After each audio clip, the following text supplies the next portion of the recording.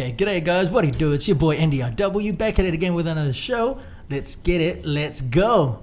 So today guys, we've got another special guest. Truly, this is an amazing guest today guys. He's a dad of two kids, a 2-year-old and a 4-year-old, co-founder of 032.com and a host of 032 Conversations, has been a cyclist for 2 years now, born in Cebu City.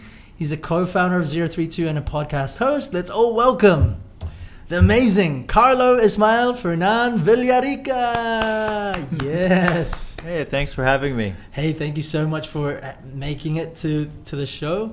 Honestly, it's been an honor to have you on the show because I've always heard so many good things about you.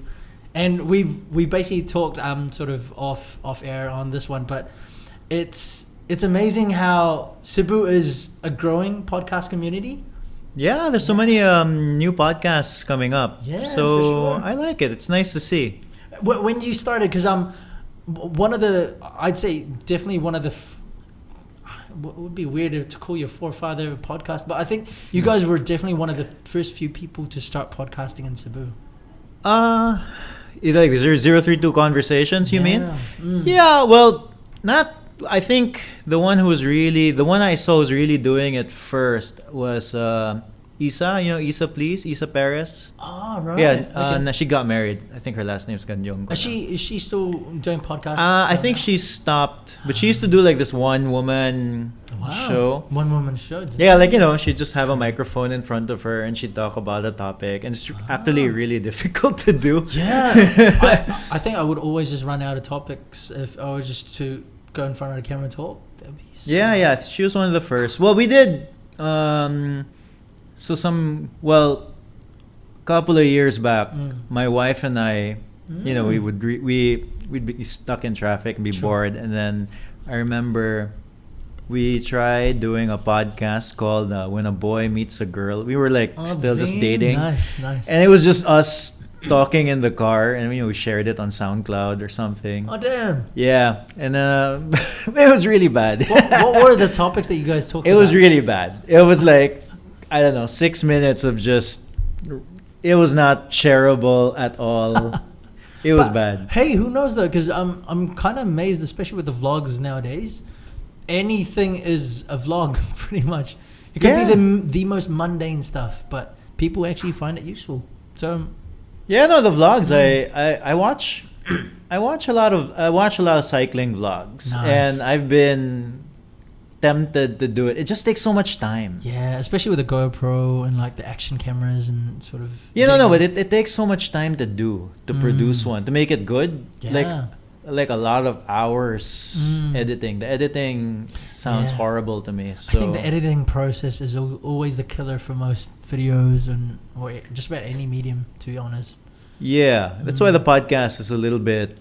Especially the interview style podcast, it's so much easier to produce. For sure, because you pretty much like run and gun. Like you get your equipment out, record, and then you're done. Well, sort of. And then you sort of cut and sort of. Do you take out like the ums and the buts? Sometimes? No, I don't do that. I just make sure I get the background noise out. Nice. Equalize it a little bit and then compress it, and then I'm done. Nice. I'll cut Pretty some good bits and process. pieces out of there. Nice. Some people might say something that they want cut out, and I'll cut it out. So you pretty much go in there and sort of just like get those little bits and pieces and sort of tweak it like a little bit, just so that pretty much like what they ask you to, hey, just leave this on, and or like to, hey, take. Yeah, sometimes they'll say something like they'll. I didn't mean to say this one, so yeah. Can you just cut that out? So I'll put a note in my computer, and then when I edit it, I'll cut it out. But it's usually nothing. Yeah, like. Crazy, it's like somebody didn't graduate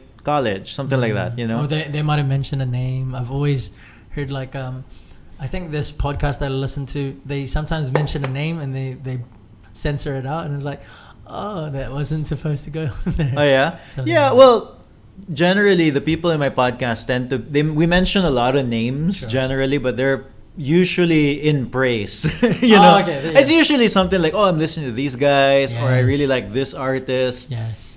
That's awesome. Oh yeah, a few times we've talked a little bit about some controversies amongst the creative community, but Sure.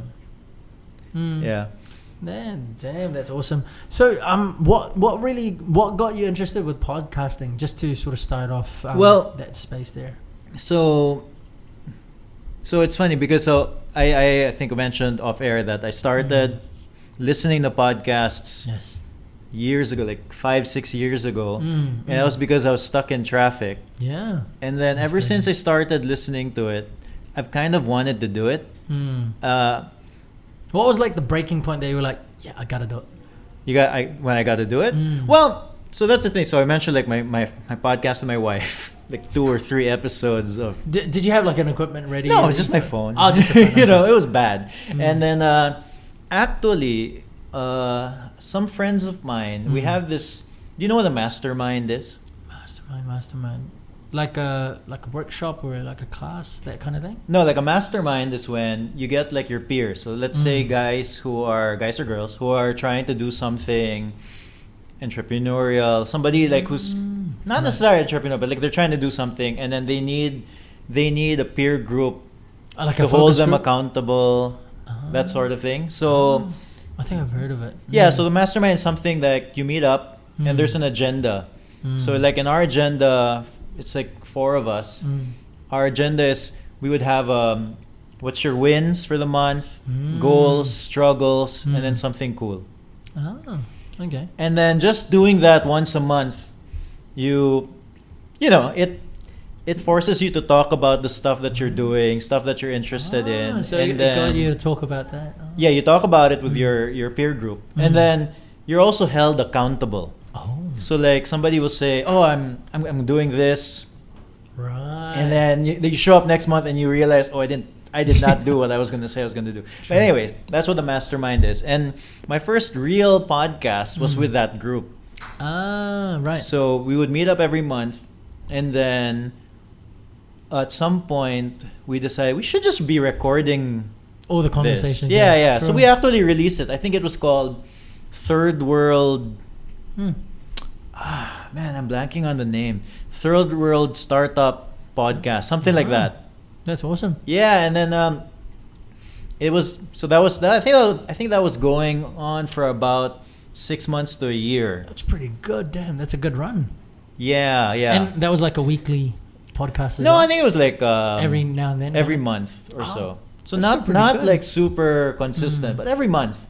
And then after that died down, but I wasn't really into it. Like, you know, it's cool. It's like somebody else was bringing the recording equipment. Yes. Somebody else was. I was just there, right? As the host. No, we were just talking. No one was really hosting. Right. Okay. And then 2 years ago, a chunk of time for me opened up that I thought, I could probably fit in some podcast, producing some podcasts. And I was thinking about it for years already. Right. Okay. And then, so I committed to 6 episodes. Damn. So you actually like said, yeah, I'm going to do 6 episodes. Yeah. Just do 6 episodes. I borrowed a microphone. Right. I contacted some of my friends who I thought would be good interviews. Nice. And then I forgot what my criteria was. But the first criteria for me was, like, is this something that I enjoy? True. So after 6 episodes, the idea was to reevaluate. Am I going to continue doing this or not? Because I was thinking about it for years already. It's like, I've always wanted to do this, but the question is this what I do when I actually do? Yeah, because if I get into it, I'm going to get into it. Like, yeah, for sure. You know, I'm going to commit to a schedule, that sort of thing. So I think having that schedule of accountability is so tricky. Oh, yeah.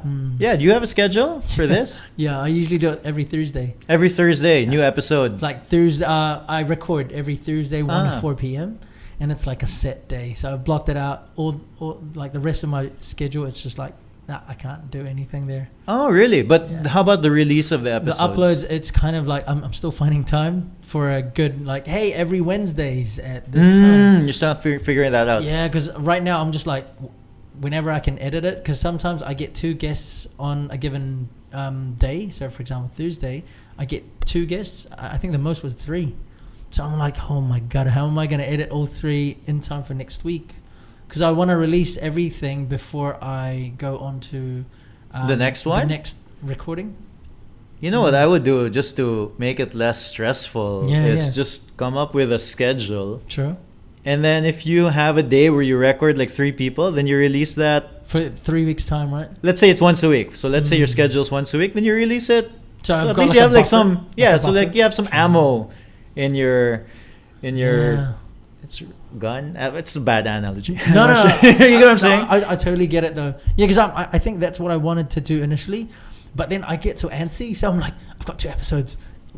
I'm gonna release it, and then this one time I released all 3 episodes in one go, and I was like, damn, I shouldn't have done that. Yeah, because because then all of us you start from scratch again, and a week later, like right now I'm sitting on like I don't know 5 episodes. Damn, and somewhere there. Oh, so you could pretty much just take a chill time. Yeah, so you're not super pressured. Like when December hits, I'm gonna have a hard time interviewing people because people are gonna be busy. True, that's very true. Okay, I'll definitely take that note. Yeah, you should think about that. I'll buffer it. Yeah.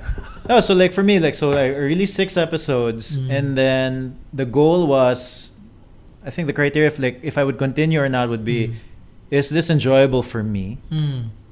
And turns out talking to interesting people is actually good. Is fun. It's fun to do. That's awesome. And then number 2 is this good for the do other people want to be interviewed? Turns out a lot of people totally do not mind sitting down for an interview. What was your initial topic when you started? Was it just like talk about themselves, like what's new with them? So the podcast is about 032 Conversations. It's where we talk to creatives, see how they live and how they do their work. Nice. So that's awesome. It's a big umbrella. Creative is like a big umbrella it's a good definition. Overarching theme. That's because I can talk to an entrepreneur. Because they're still a creative at the end of the day. Yeah, and then it's great. So the way I do it is I don't really have. So I generally do some research about the guest beforehand. True. So when I talk to them, I have a laptop to my right usually. And then you pick out like little things that you've sort of learned about them. Yeah, so there's a note. There's so I have some notes. True. And then I find like that the difficult thing about doing a podcast is you have to get into that zone where you're just talking to another person. Pretty much. Just make it all casual and everything, right? Yeah, just trying to get it to that casual place. So I'll start off with something like super low stakes. True. You get what I'm saying? So in fact, usually what I do to check levels is I just ask them what they had for breakfast. Nice. And then levels. Just to check levels, and sometimes it's interesting. Yeah. So I'll learn that this guy is doing some sort of once a day meal thing. Yeah. Because it's a lot. There's a lot that you can actually find out from a person just off what they eat. Yeah, and then sometimes it goes nowhere. Sometimes they eat McDonald's. That's like, that's pretty vague. Yeah. So giving a lot. Yeah.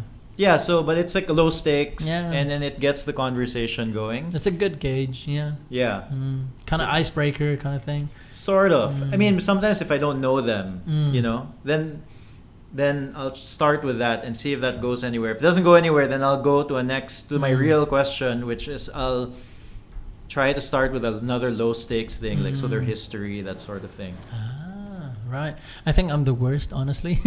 Why? Because I don't. The way I like to sort of the way I've done it in the last few episodes was I generally don't find out anything about the guest, so everything's a surprise for me. And then pretty much like the angle that I like to always take is pretty much go back into the history, like origin story. So it's basically getting to know the person through the podcast. And I don't know, I've kind of just found it kind of interesting because I like talking. Yeah. And I love finding out about new things about people, and it's like it's this genuine interest, like, and then what did you do? Because it's very interesting for me to see, because I took a bit of psychology back in uni, and it's always been quite interesting to me to see people now compared to when they were younger. And there's like little traits that still kind of stick out, like, you did this when you were younger, and now it's evolved into this amazing kind of skill now, which is this. Like, it just amazes me every time. No, that's one way to do it. Like, that's a good... I'm not saying, like, There's no real way to do it, right? True. Like But that's no, I do really like that part, especially with like researching, having the notes. I've always seen that with quite a few podcasts, and I think it's really good to have notes at least. yeah. Well, with your experience, for example, have you tried? Because the reason why I have notes, really, it's a clutch, because the reason I have notes is because I don't want to be in a room with somebody and I'm supposed to be interviewing them. And you're supposed to know something. No. What I'm saying is like, what if I get to the point of that conversation where, we just stop talking? Kind of like dead air. Yeah, and then so I use it as a clutch. I don't have the confidence to go in cold. True.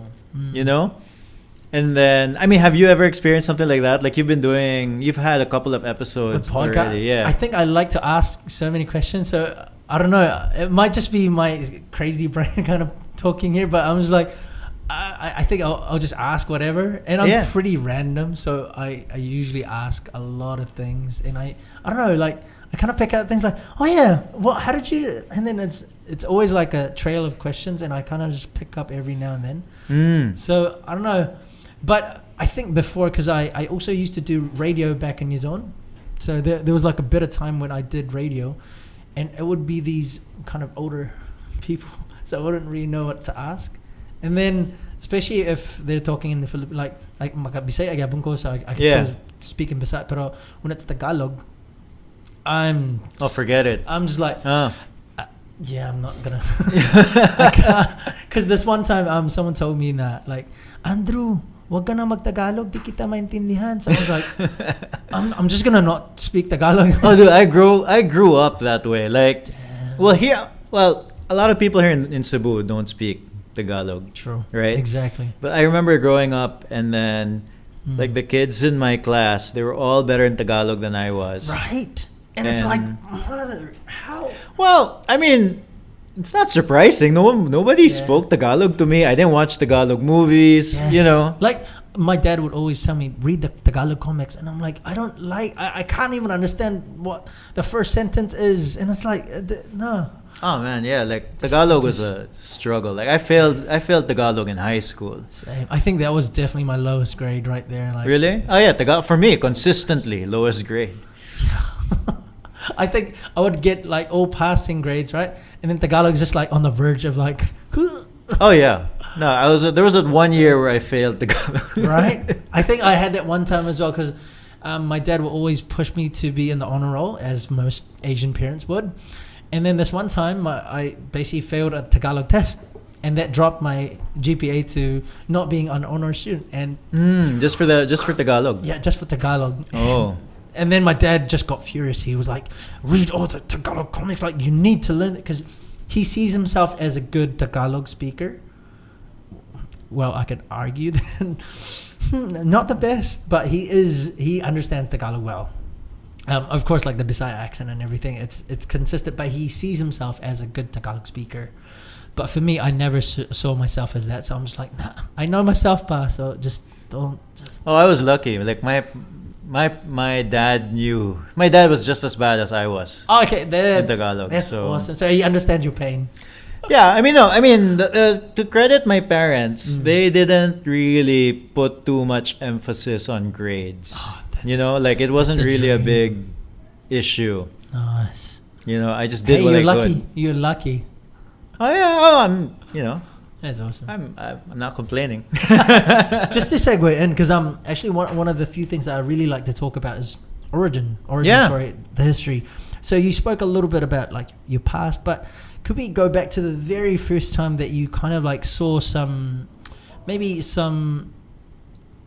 bits and pieces of like, oh, okay, I like cycling, maybe because you were active as a kid, or maybe you were always interested to talking to people and finding out something cool about them? Oh, okay. Well, with the podcast, so for example, cycling is like a totally different story, but like with the podcast, so we had you met my co-founder. Yes. One of the co-founders, Jeremy. He Yeah. was.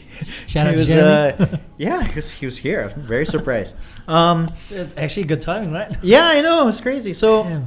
we started 032, Hmm. I think in 2011. Right. And then it started off as this blog about Cebu.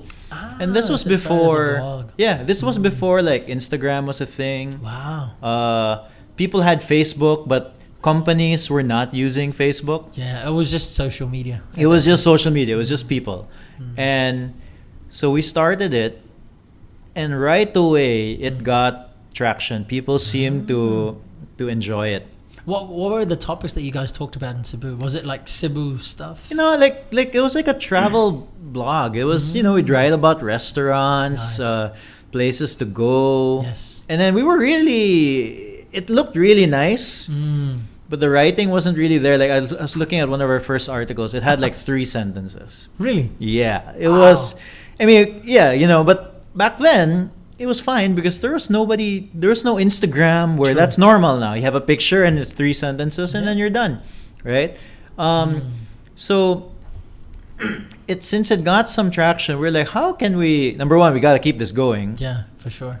and how can we make this sustainable? Doing something fun is still taking a lot of your time. Yeah. For free is kind of difficult. Yeah, because Yeah. that's a passion project that is either quote unquote sustainable or not.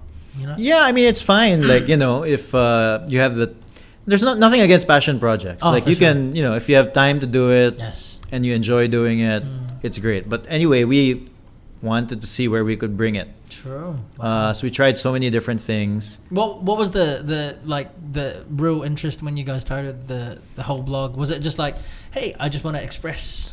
It's like such a that? stupid story. No, No, go it's for it. really like, so we're bandmates. Mm. We're in a band called Rescue a Hero. Oh, shout out to Rescue Hero. Yeah, now a long defunct Rescue a Hero, but we were in a band, and every week we would practice. So we would go to this jamming studio called It's a very well known studio, Backyard Studios, Backyard. And then Right. while waiting for people to get in, you just hang out and chill, and we would just talk. And the movie The Social Network just came out. That time. Yes. And it was so stupid. One of my friends went, "Bye, we should start a website. It's gonna be the next Facebook." And then, but he said that out of jest. It was like, but we ended up talking about it, and then we decided we'll start a website. So Hey, nice. yeah, so that's how it started. But Really, what was the premise of the website when you guys started it off? Like no, a it's just blog about web- Cebu. Yeah, Oh, just just about about Cebu. Nice. Good. And then- good theme right there. Yeah, and just about Cebu, but it ended up like my personal interest was, I want to, as from the music scene, so I wanted to highlight people in the music scene. I wanted to highlight the other bands that we were playing with. Right. You know. Any notable ones that you could sort of name? Oh, like Katski. Like Hey. there's a band at the time. They were so good. They still play every now and then today. They're called the Line Divides. The line. The Line Divides. Line Divide. Yeah, they were so good. Damn.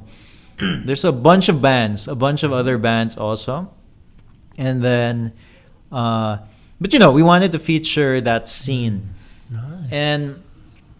and but we were thinking, okay, but while we're at it, let's also talk about this restaurant. Let's also talk about this travel place, whatever. It's like the extra things that you could also insert. Like, oh, why not? Why Yeah, not? but in the end, it started becoming the thing. Like More people than- would go to the blog because of that. Because and I then- think when people sort of searched it, like for example, if they wanted to know about a restaurant, your comes blog out. Will come up. it would come out. Like Nice. a lot of our, like to this day, like we have this article about like Danggit, I think, in there's that really well-known Danggit place that's near downtown Cebu. I'm blanking. Tabuan? I forgot what it's called. Abuhan? Tabuan? Tabuan. I forgot what it's called. I'm near, not. near Fatima? I don't know. Pasig? Somewhere near downtown. Like somebody. I'm not the one who wrote about it. Like somebody sent it in and we published it. Right. And then it's probably our most viewed article Wow. on the website. Up to this day. Yeah, because people Google that spot and it comes out. That's And the first on Google. yeah. Nice. But the problem with that is Hmm. the problem with doing the travel blog, at least that I found, was that people had no affinity towards the site. Like they used it as a resource. True.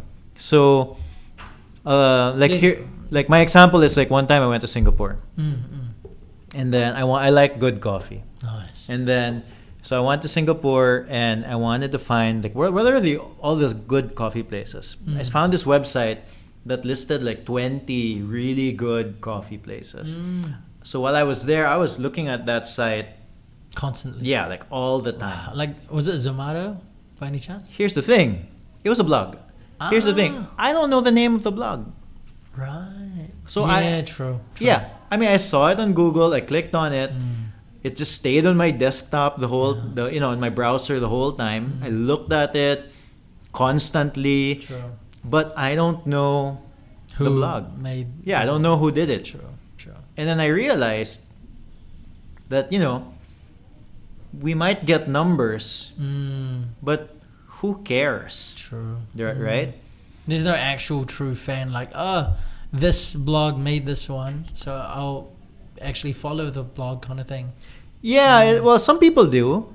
Some people do. Like last week, I met this girl. I try to look for her here in the company. Oh, true. Yeah, and then it's so funny. Like I was talking to somebody else, and then she went up to me, Carlo. Like I've been following you guys since high school. What? Like she must have been really young, and then I was like, oh yeah, like since the beginning. She I was there. really love what you guys do. Oh, that's amazing. And then I was like, oh, thank you so much. And then she just disappeared. Like I was trying to look for her. Like just, ask very specific questions. Yeah. Like, oh, how did you found out. Yeah, because yeah. you don't meet that many people who I mean, I meet people who've heard about it, but like, so I kind of wanted to like, so Pick what, your brain kind of thing. yeah, like what are we doing right? Yes. So, and maybe I can do more of that, but I couldn't find her. But anyway, sorry, I lost my train of thought. But but if you're just being a resource and nobody really cares, Yeah. so what are you doing? Like what for, right? True. So that's why 2 years ago, a year ago, I thought maybe I'll just start this podcast thing. It's something that I want to do. Like I don't want to write articles about True. travel stuff. Writing articles can sort of wear you down after a while. Oh yeah, especially if it's stuff that you don't really care about, Because especially getting creative with every single article that you need to come out, it's so hard. Yeah. Well, there were things that were really nice to write about. Like there's a brand called A-Frame Surf Company, for nice. example, and they're just based here in Cebu. Surfing brand. Yeah, surfing brand. Shout out. They make surfboards. Nice. And they're super cool. They like once I don't know if they still do it, but a few years ago, and Jeremy went to one of the first ones. Is they would host like a surf camp. Oh, nice. So you pay a flat fee, and then you take a boat and you go down to Surigao, to this little town called Lanuza, Oh, nice. and then you just go surfing. Wow. And they teach you how to surf. They teach you how to surf and Nice. everything, and it's like it's one of the best things I've ever done. Wow. It's so much fun. So I wrote about it. I went twice. Nice. And so those things were really nice to write about. and do. But for the most part, it was difficult. It was a grind, and I couldn't find the motivation. And even like what do people really care about this stuff? Were you passionate in writing though? No, that's why. Like the first few articles were like 3 sentences long.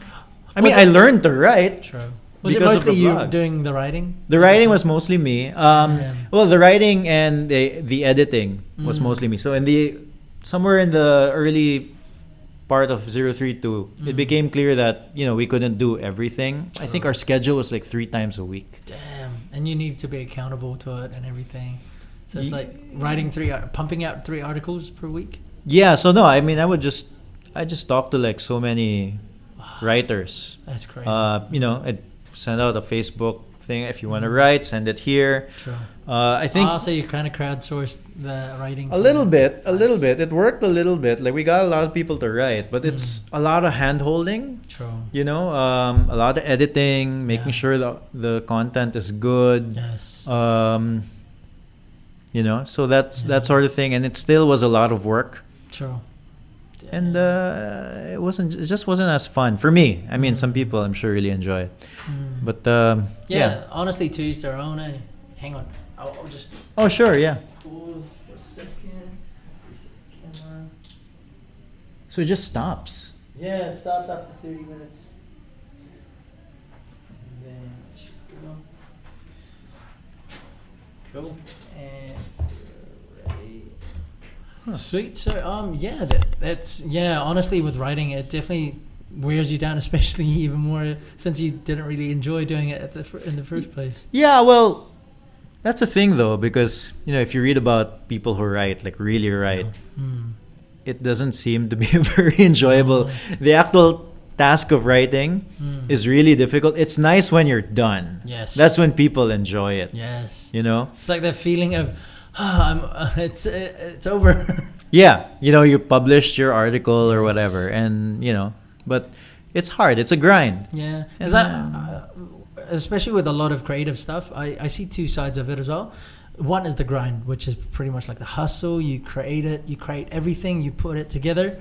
But then the second part, especially with the internet now, is basically the critique. Because when you post it, now people will critique it. So sometimes it could be a good thing. Sometimes it's also a bad thing. Because now with a lot of vloggers that I've seen, they try and pump out a lot.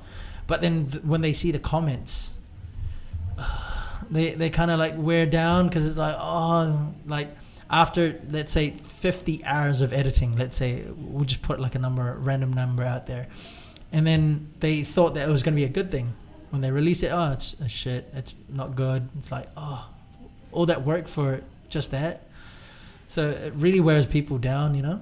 Did you guys get run into that in the early parts for 032?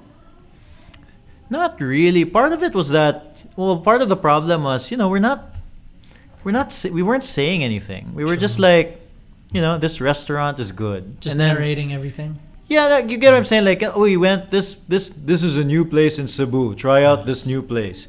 And then we liked it. You know, and that's the very short version of this 300-word, 400-word article that we wrote. And then in the end, the what you'll get is like, I like this place too, or I don't like this place. Because da-da-da. Yeah, because da-da-da. And then it's not really... It's not critiquing too much on... Yeah, and then also every now and then... So like, for example... Yeah, so for example, recently... So now because we do the podcast, and then you kind of just fall into these topics sometimes. So recently, for example, I interviewed this guy. His name's Van Gogh. Ah, Van Gogh. And then... Like the painter. Yeah, no, but he's Chinese. So Go, G-O. Oh, just G-O. And then this guy, he is the founder of the Cebu trans men. Wow.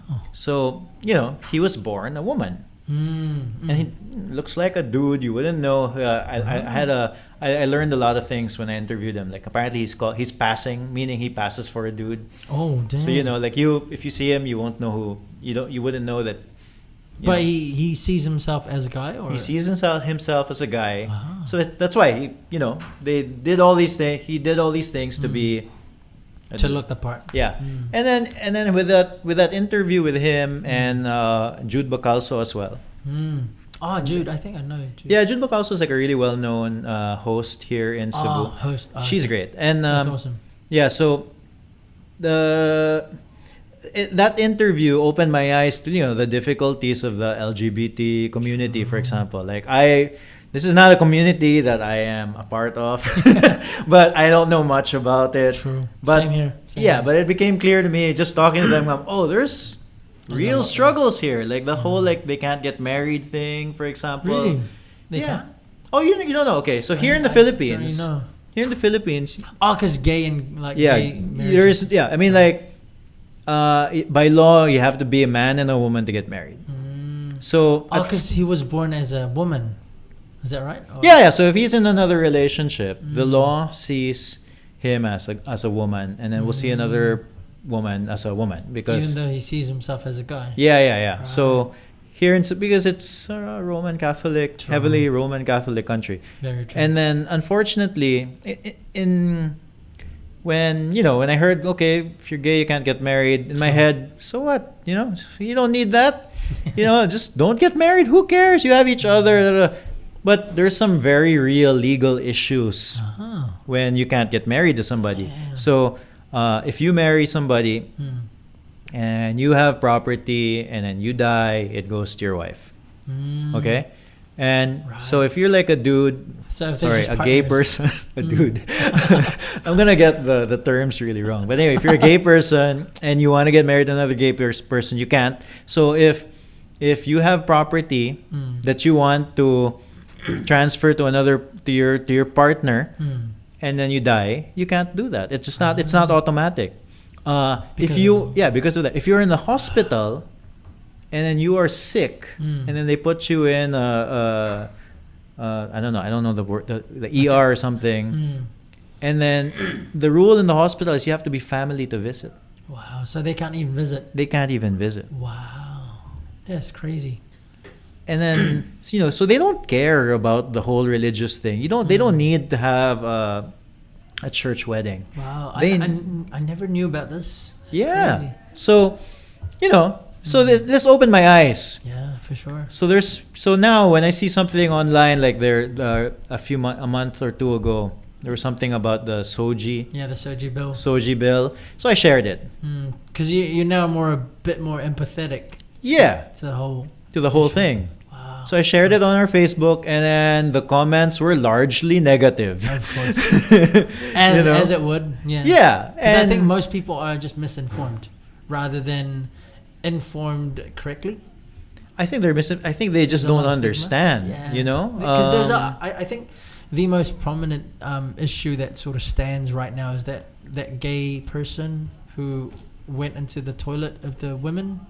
Oh yeah. That's why that thing came about. Yeah, but I think it was an ongoing fight for the LGBT community, but it just never kind of surfaced until that time. Because I think that was just the epitome of.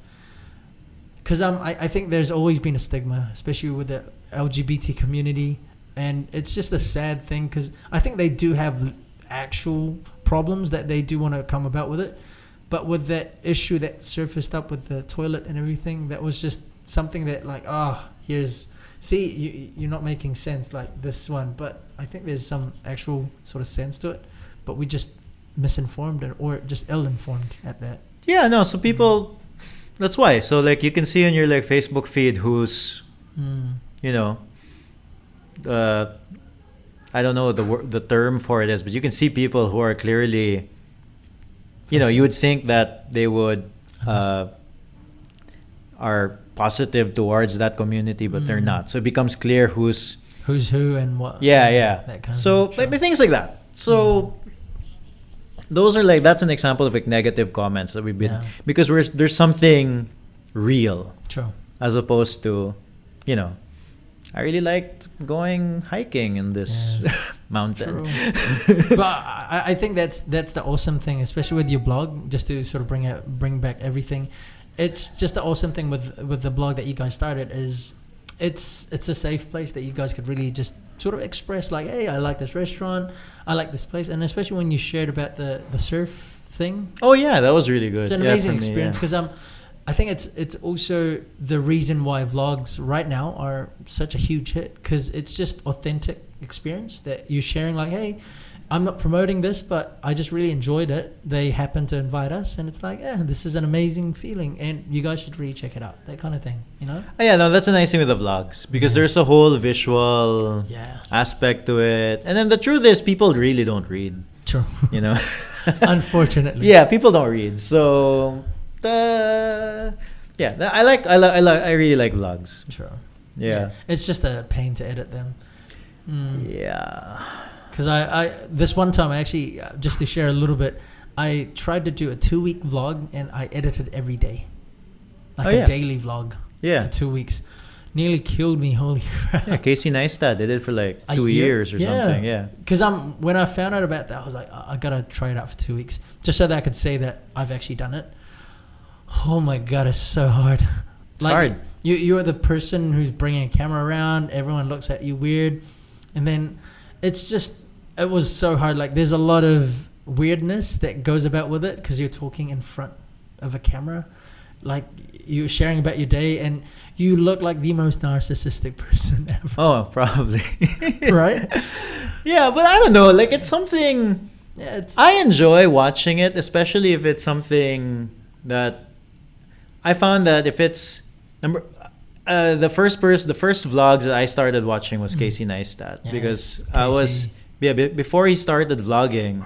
He was a filmmaker. He was a wasn't he? filmmaker. Yeah. Like he had a YouTube page. Yes. And then I discovered him because he did this ad for Nike that I thought was really good. So I checked out his YouTube page, and he had so many good videos, like so many good videos. And then I think I watched everything in like 2 nights or something. Wow, you marathoned everything. Yeah, but that was before he started vlogging. True. And then like a year or two after when I discovered him, he started vlogging, and then I think I followed his daily vlog for a couple of months, and I was like, wow, this is too much. I can't do it anymore. Right. But it opened, opened my eyes to like, oh, vlogging is fun. Yeah. It can be cool. So It's a different kind of creative, honestly. It's something that sort of pushed from the blogs to video making to skits and to actual just real life everyday thing.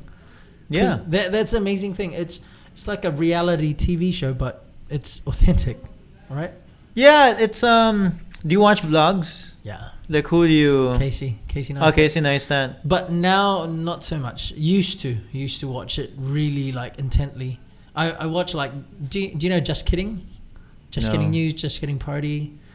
Basically these guys, they all have vlogs as well, and they're basically a community of YouTubers, and they all sort of they started with Just Kidding, and then it was just like kind of went from there, Just Kidding Films, and then they all do vlogs, and I think there's about 10 to 20 people there Oh yeah. within the team. It's a growing team, and they all do vlogs, and it's very interesting. Yeah, I watch What a about lot of cycling vlogs. Nice. You know? Any so- notable ones that Uh you actually follow? there's a guy that I really like. His name's Dustin Klein. Oh. I bought his merchandise. That's his Oh. bag. Oh, shout out to Dustin. D Klein. Klein. Decline. Ah, Yeah. that's a cool. Yeah, he partnered with this company called he's a designer there called Chrome Industries. Wow. Yeah, it's like a lifestyle bike brand. Mm. And then there's another one called Francis Cade. Nice. So there's a bunch, honestly, and it's really like if I'm not out cycling, so I'm not getting that, that happiness from cycling, and if I'm at home just having breakfast by myself, then I'll watch it. If my kids happen to be sleeping or whatever, So or you can done- actually slip into that. I'm gonna watch. Yeah, so like I'm kind of cycling. It feels like it, but I'm not. Yeah, because I think that's the beauty of vlogs, because it kind of like takes you into that reality, like, oh damn, this is amazing. Yeah. Like all the stuff that you could do if like you were in their situation. Yeah. So I'm actually really tempted to try it. You know? You should. I think that would be amazing. Just finding a system to make things a lot easier to edit. I think that would be that's key. the thing. Yeah. That's the problem, because It's the hard part there. yeah, so I don't know. I mean, I don't know if I'll do it. It's kind of I've tried editing some videos, and it took forever. True. So I don't know. We'll see. We'll see what happens. Hey, look, I'm just gonna insert one quick sponsor. Sure. So basically, shout out to the company. So are you looking for an office space, clients, or fast internet? The collaborative, creative, and entrepreneurial atmosphere at the company is perfect for you. With over 10 branches scattered all over the world in countries such as Japan, Hawaii, Singapore, Bangkok, and of course the Philippines, 2 branches here in Cebu, namely IT Park and Mandaue, members get to enjoy multi-location access for no added fees with options such as co-working spaces, fully furnished offices, event spaces, and meeting rooms that can be rented out daily, weekly, or monthly. The amenities are endless. They serve unlimited coffee, tea, or water with fiber internet and regular community events that you can be a part of. So there's a community event that's coming up tomorrow, which is game night. Oh, okay. Yeah, pretty much everyone's invited. So it goes 7:30 onward. So if you guys are free, you should be there. So for more details, you can visit their website, which is www.thecompany.ph, or visit their Facebook, Instagram, or Twitter at The Company Cebu. Also, if you use my code NDRW, you can get 5% off your booking fee. So come and visit the company today, located on the 15th floor, HM Tower, IT Park. That code again, NDRW. Cool. So I just want to, getting back into everything, I do want to delve into like a bit of your history. So pretty much when you were younger, did you see any like sort of strands that you could sort of pick out, like were you active as a kid, especially with cycling? Yeah. Oh no, I used to bike when I was a kid. You know, I lived in the small village, and we used to bike all the time. Where did you grow up? Cebu here. City? Yeah. I used to live in Paradise Village in Banilad, and then true. it's nice because it's like this flat little village, Nice. and if you're a kid, there are so many other kids just running around in that village, Nice. and everybody had a bike. Nice. So Yeah. biking was definitely the thing to do there. Yeah, but we weren't biking to bike. We were biking to get to like each other's houses to play basketball. Sure. I was pretty active when I was a kid. What sport did you play when you were younger? Basketball, typical Filipino. Any other sport other than basketball? No, just basketball. In fact, for a while, basketball was the only physical activity I was doing. What? Really? Damn, Yeah, that's and crazy. then Were you good at discovered basketball cycling. though? Sorry? Were you good? Like, Depends who you ask, I guess. did you see yourself as good though? Like, I was alright. Yeah, I could hold my own. Nice. What's your position? Point guard. No. We're Filipinos are small, so I'm kind of big. True, because you're about 5'8", probably 5'8". 5'8", Yeah. nice. I mean, so the guys I play with, I'm usually like small forward, power, center, somewhere there. Nice. Those three, depending who's the tallest. Depending on who's the tallest, right? True. Yeah. I mean, I probably tried playing point guard like once or twice ever, and then that was in like Spain or something. True. Yeah. Because especially if you've got like taller, like everyone else is taller than you, can be point Yeah. guard. Oh, it was great. I loved it. Nice. Do you like carrying the ball then? Not really. I mean, I don't think I'm particularly good at dribbling or anything. So like the small forward role for me was like, It's just Do you play? I played a little bit. I think in high school I used to play a lot, and that's how I actually lost a lot of weight, because it was just really good physical activity. Like it was just something that I could really enjoy. But then when I went to uni, I played it social. I played soccer more. Oh yeah, So soccer's football good. was definitely my sport. Oh yeah. If Filipinos had to get into a sport, I feel like if we played football more, we would be really good. I'd say so, because especially with this like endurance. Oh my God, Filipinos could be good at that. Yeah, it's sayang now. We like basketball, but we're just not built for basketball. I know, so short. Dang. Yeah. Because ever since I played for games and like we would play social basketball in New Zealand, right? Oh my God, the shortest guy in the other team was 5'9". Oh yeah. The tallest guy, because we're a bunch of Filipinos versing these Kiwis. The tallest guy in our team was 5'9". Yeah. But you guys might have been like, depending, like the thing with like Filipinos is that we tend to be skill-wise. Yeah. We're quite good compared to an average basketball player anywhere else. True, very true. I think we were just unfortunate at that time, because I think there were only like two good players. Me, I'm just super average with basketball. Oh. Two good players that could actually play, but the other team, I think 4 of them could actually play. 2 of them could actually dunk. Oh yeah. So we're like, yeah, we're at total disadvantage. So we're just gonna play just to score points so that we're not at least 0. So we played, and then I think it ended up like 20-5. So we're not 0. I like basketball. Like I don't play it as often now because I cycle a lot more now, and I don't feel. What do you cycle nowadays now? Oh, anywhere, man. Like here in Cebu, it's really. Well, one of the problems here in Cebu is that if you're new into cycling. Yeah, it's pretty scary, I'd say. Oh, you mean like on the roads? Yeah. Oh, do you cycle on the roads or I cycle everywhere, man. Wow. I cycled on my way here. Wow. And do you live still in Banilad area? No. Right now I'm in Lahog, and pretty near. Lahog to here. Oh, okay. So Yeah, super near. No, but like I used to live in Mandaue. I'd go true. it's my main form of transportation. Like the whole like thing with the bridge that came out. Like I don't know if you're into the news. Like The third bridge. no, man. Like so last week or something, there was like they banned bicycles from the bridge. Really? Yeah. What? You So know why? do you need to walk up? How do you get across there? So no, initially it was a total ban. So like if you had a bicycle, you could not pass the bridge. And then What? there was an outcry online. People were like, "This is so stupid." Because the reason why they banned it was there's a video of somebody on a bicycle went up the bridge and jumped off the bridge, killed himself. What?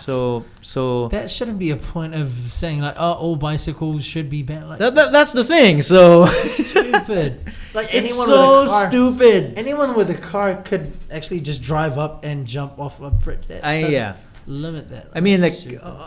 suicide is a real thing. So like Yeah. It's not a joke or anything. No, Yeah, so it's good that they're trying to figure out ways to Yeah. prevent it, but the way they did it was really stupid. And anyway, It is. so That's yeah, crazy.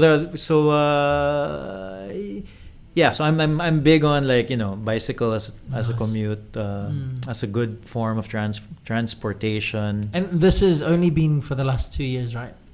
Yeah, so when I say 2 years cycling, I'm saying like I started commuting on my bicycle 2 years ago. Oh, but you've always been cycling. No, not really. That's the thing. So like, I mean, I biked when I was a kid. But similar to podcasting, when I got so fed up being in a car, I think it all started in the car. It kind of starts in the car. We should really look into that car. I think there's something there. It's for sale. So Oh, okay. Any details about it? What brand? No, it's a Hilux. It's an old car. Ah, But I just got fed up being in the car. True.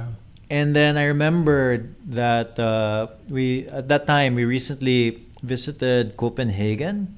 Germany. No, that's Copenhagen. Like that's somewhere in the Netherlands. Oh, right, Copenhagen. Oh, right. Yeah. So Oh, so they a lot of their transport there's more bikes there than there are people. True. Basically. I could relate because I think that's the same in New Zealand. Oh yeah. So okay. Bike lanes and everything. Oh, So it's right? great. It's great. And you could see like so many people just bike. Yeah. And it was super nice. Yes. And that's when the idea like Spartan. got planted in my head. And so I'd be stuck in traffic and I'd keep thinking back to that country. Nice. And then I'm like, I'll give it a try. So I didn't even buy a bike. Like I there was a bike in our backyard. You just took that. Yeah, Used so it. I just had it fixed. Spent like 2,000 pesos. Not bad. I bought a helmet. That's including the helmet. So the helmet was the most expensive thing. It's like 1,000-ish, right? Yeah, well, like a nice helmet apparently is a much more expensive. But True. anyway, but this was just like some rinky-dink shop on the side of the road. But and then I tried it. That was It good. was super fun. I mean, Wow. it was not as bad as you'd think. It gets you there so much faster. True. It's also free fuel. Free fuel. Yeah, but never mind Exercise. it's good for you, the Yes. actual person. Exercise. Yeah, it's because like a lot of people say like, okay, use the bike because it's eco-friendly, that True. sort of thing. And then the truth is, I mean, it's true. It's true. It is eco-friendly. It's all of that plus. Yeah, because you're not gonna convince anybody to go on the bike saying it's eco-friendly. You gotta be like, it's really good for you, the actual person. It's a bigger sell cycling. if it's on them. Yeah. For sure. Because it's faster. It's faster. You don't get stuck in traffic. You have no idea how much time I save. Like I get to spend so much more time with my kids just because Nice. I use a bicycle. Wow. That's amazing. I should You know? really look into that then. Yeah. That's awesome. Especially if you're just like within the area. How long does it normally take you to get from like, let's say, Lahog to Mandaue? To Mandaue? Mandaue. I don't know, man. 15 minutes. That's not bad. 20 minutes max. That's actually the same with a motorcycle. Yeah, well, the motorcycles. So, like, if it were up to me, Hmm. the motorcycle is probably a better form True. of transport. I think it only works out to be faster if there's no traffic. If there's no traffic, it's so much more faster. Mm. But if there's traffic, it's probably about the same. Yeah, it Yeah. works out to be the same because Yeah. you can't really just like zip through because there's a lot of traffic. So it's Mhm. just Actually, the bike is more nimble in it traffic. is. Yeah. It is. The other thing though with the motorcycle is that I number one, I don't know how to use it. Oh, And really? I don't know how to use a motorcycle. And the other thing is that it's just more dangerous, just because For you can go sure. faster. Yeah, I think You the know? fact that you could go faster with no actual protection, a helmet doesn't really do much for Yeah. your body, especially if you get thrown out.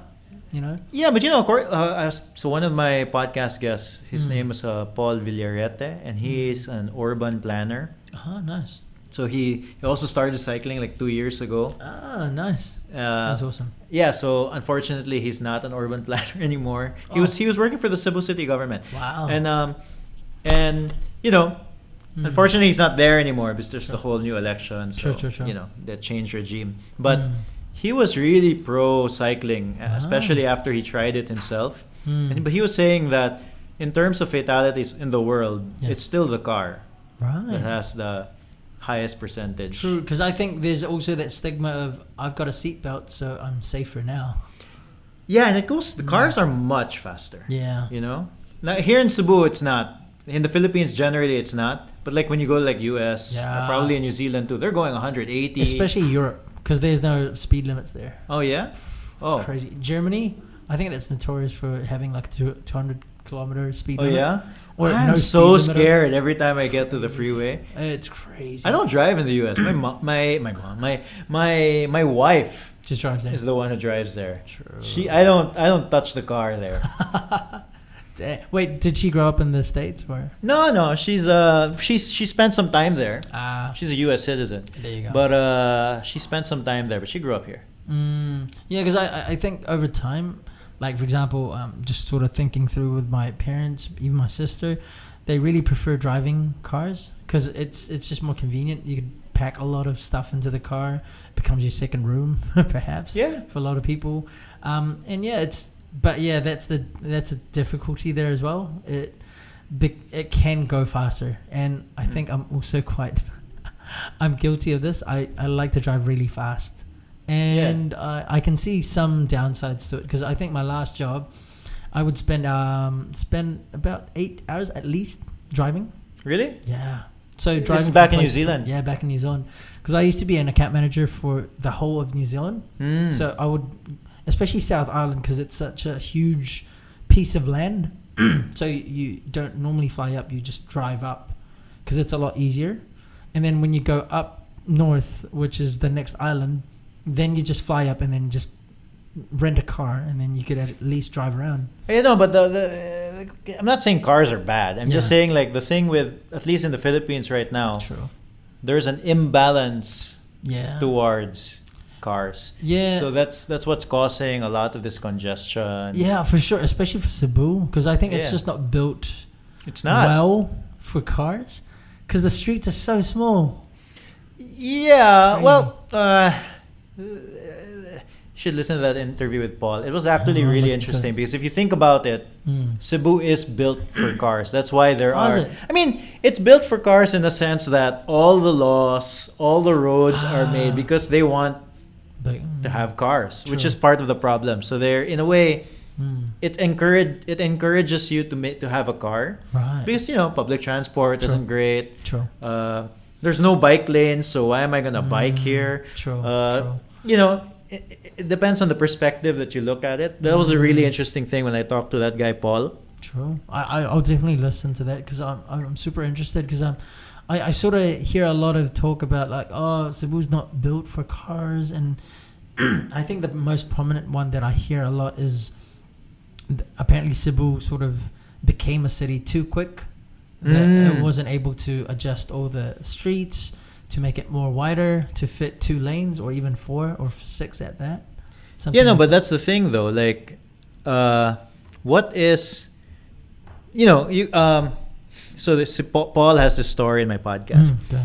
and then basically he said, "All right, when back way back, when you'd live in a certain area, right, and then you'd have like." So you'd have your neighbors across the road. You say hi to your neighbor. You live there. Yeah. If you wanted to go to his place, basically, if you're up in the province, for example, like on the way down to Argao or something, and then you go to those roads there, and then you're friends with your neighbors. You cross the road freely because there's hardly any cars. True. The road is like 5 meters, 6 meters wide, so it's no big deal. True. And then development comes, and they say, you know what? We want this road to have more cars because we expect more cars to pass here. From 6 meters becomes 10 meters or 12 meters. So all of a sudden you're crossing a little further down. Yeah. You live there, Yes. right? That's your home. But you are penalized a little bit, but no big deal, extra 10 meters, whatever. And the place that you're living in becomes more and more and more commercialized. And they say, you know what? There's going to be a lot more cars here. Let's make this road 4 lanes. Damn. So all of a sudden, you who lives there, and you cannot anymore see your neighbor who lives across because you are penalized for living in an area that they have deemed to be, that they're going to make into this big national road. So, and then let's say it becomes 6 lanes. So now they have to build It's even further out. yeah, so now you basically can't cross. Yeah. So they build a flyover that's 200 meters down the road. So all of a sudden You need to cross there. now you need so now you're walking half a kilometer just to see your neighbor, as opposed to 6 meters Yeah. Before. before. I mean, so there's just different ways of looking at it, True. Yeah, so like I don't know. It'd be cool if more people.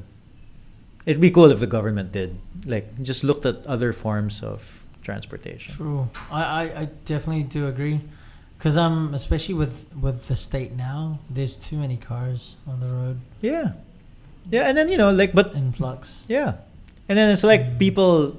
It's like 1 car per person sometimes. Yeah, exactly. I think that's the worst part there. Yeah. And I think carpooling is a thing in the States, which is why it's still there's still a lot of cars. Don't get me wrong, but it's a little bit better. It's more controlled. Oh yeah, no, but in the States, there's bike lanes everywhere. Yeah, exactly. And people bike. It's here, you live in a village. You have a convenience store. That's all in there. No, but let's say you live in a village and you have a convenience store that's 2 or 3 blocks away.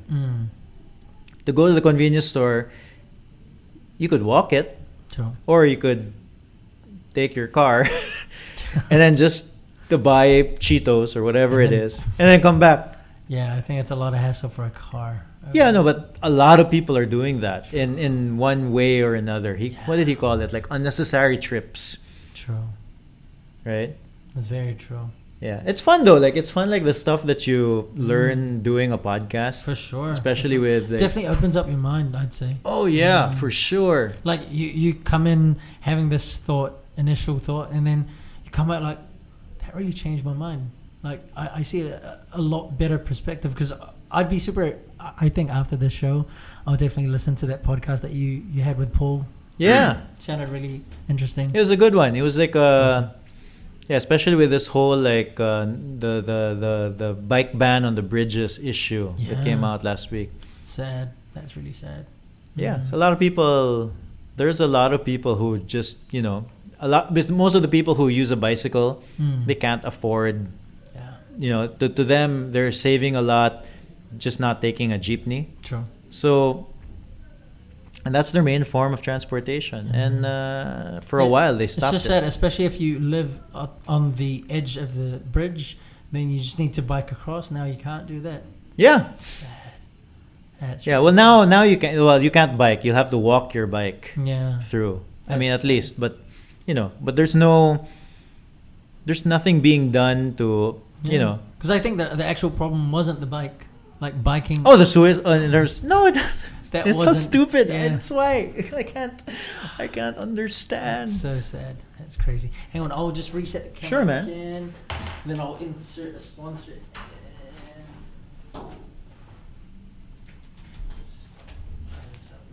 Hope you're enjoying yourself. Yeah, it's good. So is it 30 minutes because I know it's 30 minutes just because it's like it's not that the battery. It's not the battery. It's the default for the camera. Usually each battery lasts for quite a while. I think give or take about 3 hours. Constant recording. But then, yeah, the video itself, it only stays for 30 minutes, which is unfortunate.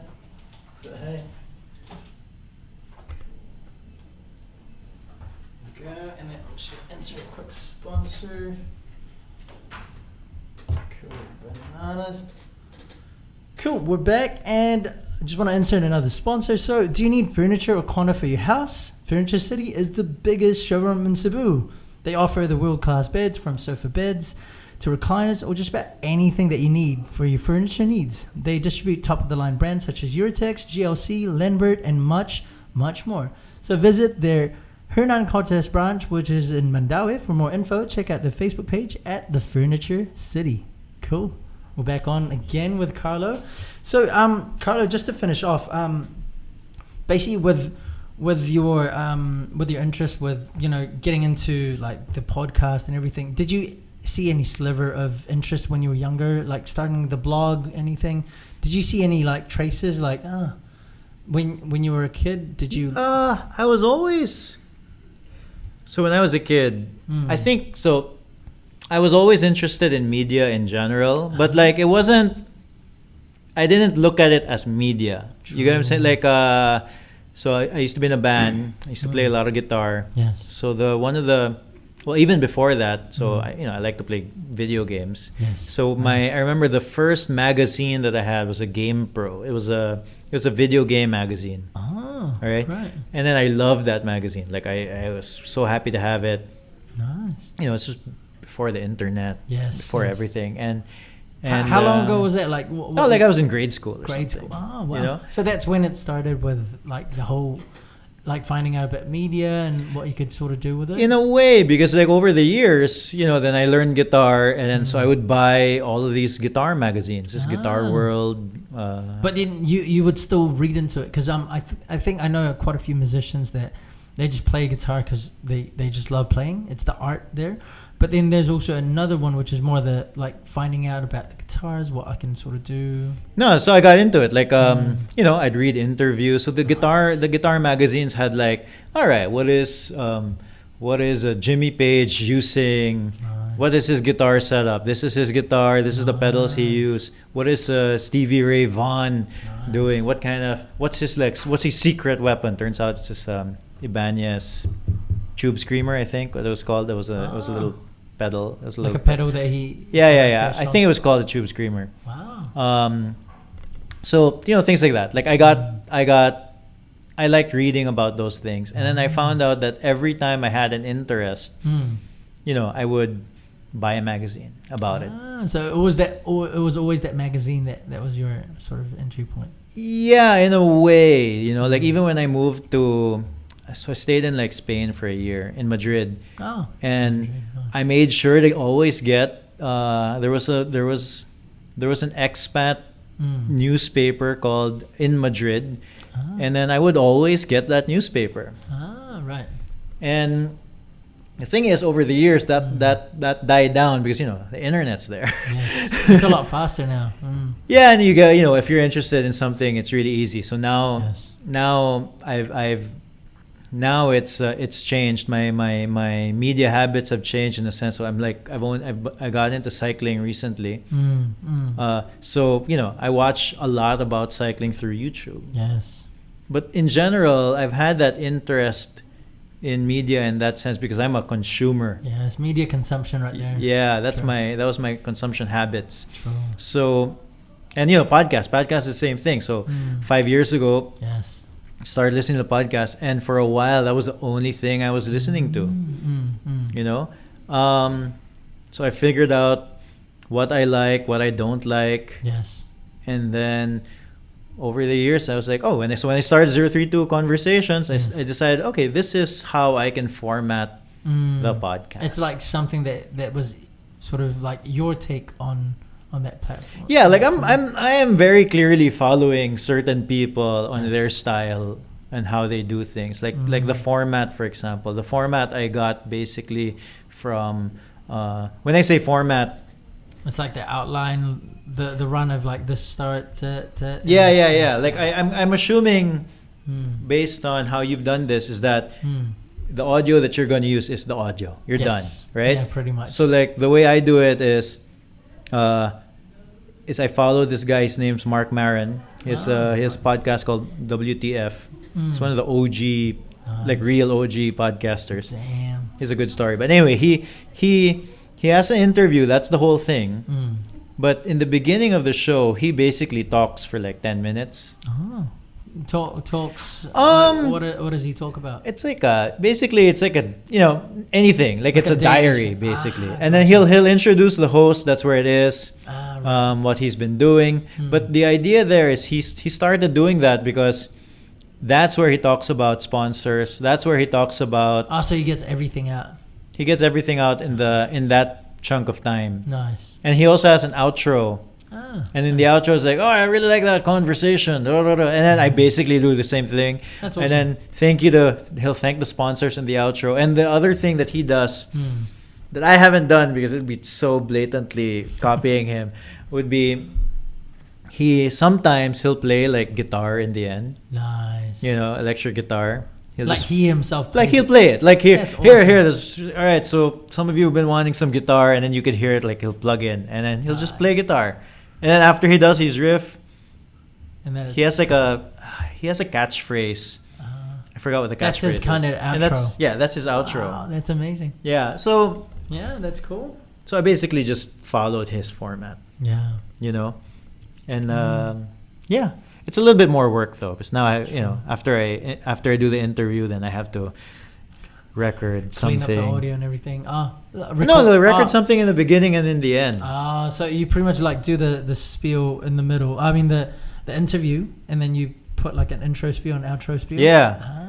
And then sometimes I'm just at home when I'm doing it, so there's some, and it's fun because sometimes you'll see like you'll hear like my kid walk in, and so then he goes on the microphone. And I'm like, then it just makes the episode. It's casual, yeah. Yeah, that's what I like about it. Yeah. Yeah, it's fun. Dang. So just wondering how has your show sort of transitioned after a year? Has it been like what were the sort of dynamics that you sort of encountered after a few months? I think I've gotten better at interviewing. Nice. It's a lot of more of the same, really. Sure. It's like so I was mentioning that we have very different setups. True. Right? So my thing was I wanted to make it as easy for me as possible. So in the beginning, I had one microphone. Nice. We'd go to a quiet room and I just put it in front of me and the guy I'm interviewing, guy or girl, and we just talk. True. And the idea was to add as little friction to the process as possible. Because if I said, because I knew, knowing me, I'll be like, oh yeah, but I want to start a podcast, but you know what? I gotta buy first. I need to buy this thing, the recorder. I'll need to do this. I'll need to do that. And then knowing me, I'll just never do it. True. Lots of barriers to entry that you. Yeah, barriers to entry. Exactly. Giving up. Yeah. So I decided I'll borrow this USB microphone. Nice. And then I'm done. So it's like no backouts. Yeah, like I'm done. Like I can do it. So the first few episodes, I just did it with that microphone. Wow, it was fine. That's awesome. Yeah, and then I did an episode with my friends, with Jeremy, the guy who was just here, and my friends from Rescue a Hero. They're all not in Cebu anymore. Oh wow! And like like last year they were here for a while, and I was like, guys, let's just record an interview. And then I knew if I did it with that janky one microphone in a room, it would sound pretty bad. Yeah. So we went to Room 11. It's a recording studio. Yes, Katsuki's. Yeah, Katsuki's recording studio. Nice. We booked a room and we just sat there. Nice. And then basically talked nonsense for about an hour. It was really fun. One of my favorite episodes. There you go. It's one of my favorite episodes that no one else cares about. I think that's the beauty of having that kind of style of podcast, because it's just like whatever happens, and it's like what you guys truly enjoy, like just a company. Oh yeah, it's super fun. Like as soon as the microphone was turned on, like the first 5 seconds, Jeremy was making fun of me already. You know, he's like, "Yeah, Carlo has a podcast, egomaniac." You know, I wasn't even in the room. I wasn't even in the room yet. You know, I forgot. There's so many stupid jokes. Anyway, and I was listening to it, and I was like, the audio is so nice. Nice. So I decided I'm just gonna invest into it. Yeah, so I just bought the Zoom H5, I think. This is the 6, I think, or 7. Yeah. You've got 2. I got the 2. Nice. And then I already had microphones because I was recording the band anyway. True. I already had the wires. So you had 2 microphones that you attached to it? Oh, nice. Yeah. That's awesome. So I have an SM58. That's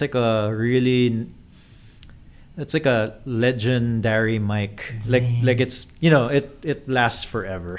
You can drop it off a building. Now that's a good mic. Yeah. And then the other microphone I have is just a crappy, I don't even know what it is, M Audio. So that's the microphone I use because awesome. The guest gets a better microphone. Oh, true. Yeah, usually the host gets the crappier stuff. That's what I do to myself. Oh yeah. Because I'm just like, I don't care if I don't get, you know, clear audio, as long as the guest gets clear audio. Yeah. Good. So that's my setup basically. Nice. So the setup changed since the beginning. And it's still as simple as it is for you and everything. Yeah, part because, you know, I don't know how you're doing this, for example. Like you have this whole setup here. There's this screen in the background. You had to book this room. Yeah. There's a camera. There's a lot of moving parts, and it would just be too much for me. True. You know? How do you do, like, what's your setup now? Just 2 microphones? It's just the 2 microphones. On the stand? I have a stand. Nice. And a pop filter as well? Or No pop filter. I mean, I put there's a foam. Just a foam, yes. Yeah, there's a foam. Nice. In fact, the stand I bought later on because... you just held the microphone? Well, for me, I just hold the microphone. For the guest, some guests don't know how to speak to a microphone. True. So I've had guests where they're holding the microphone and then they're talking and then it just veers away from their mouth. They're talking like this and then they're back here again. Yeah. And then in the edit, it was really annoying. So you need to equalize that. Oh, it's so hard. Yeah, so... It was really annoying. So what I did was I just bought a stand for the guest. Nice. And I just put it there. That way you could prop it like there. Just prop it and then there. then we're good. Yeah. You know? True. But that's really been the only change in terms of the equipment. What about for the outline or anything? No. It's pretty much stayed the same. That's awesome. I like it. At least you could really tell that's sustainable. Yeah. No, I mean, like, you mean I can do it. Like, yeah. That's... I think that's one of the issues, like, that I came across, especially starting the podcast. I would sometimes have a game at the end. And I found that to be not sustainable at all. Because it was like, we would run into, we would run out of time. So it's like, nah, there's no time for the game. So it's like, just get to this. So... It was just a lot of adjustment. So for you, at least the outline actually stayed the same, and it still works up to now. Yeah, well, to be fair, I mean, I basically stole the outline from another podcast. So if it works for them, yeah, because I think there's no clear sort of like if you get this one, it's a perfect fit. Sometimes it's not that, and then there's tweaks and everything. But I'm glad that it worked out for you. Yeah, and then awesome. it's. I like it. And then, I think I got better at interviewing. Yes. And then I think I'm a little bit more... I'm willing to veer away a little bit from my network. So I grew up here. So in the beginning, it was just like, let's just get all my friends who are doing really cool, interesting stuff and just talk to them. And then so like, there's a lot of people that I met through the podcast because they're doing interesting things and I don't know them, and Yeah. It's like outside of your network, and you Yeah. fully. Oh, that's great. That's awesome. And then in the end you meet them, and Yeah. you've had some. Hopefully you've had some sort of connection. For sure. After talking for an hour or two. Because I think I sometimes use podcasts as a way to actually get to know a person. Yeah. Just so that you can really be more comfortable with them, and it's a way to really get to know. Like the usual angle that I do is I talk mostly about the person, and I tell them this is my usual spiel for a lot of my guests. It's like we live in such a world that we don't get to talk about ourselves a lot, that we sometimes find it too selfish if we're talking about ourselves too much.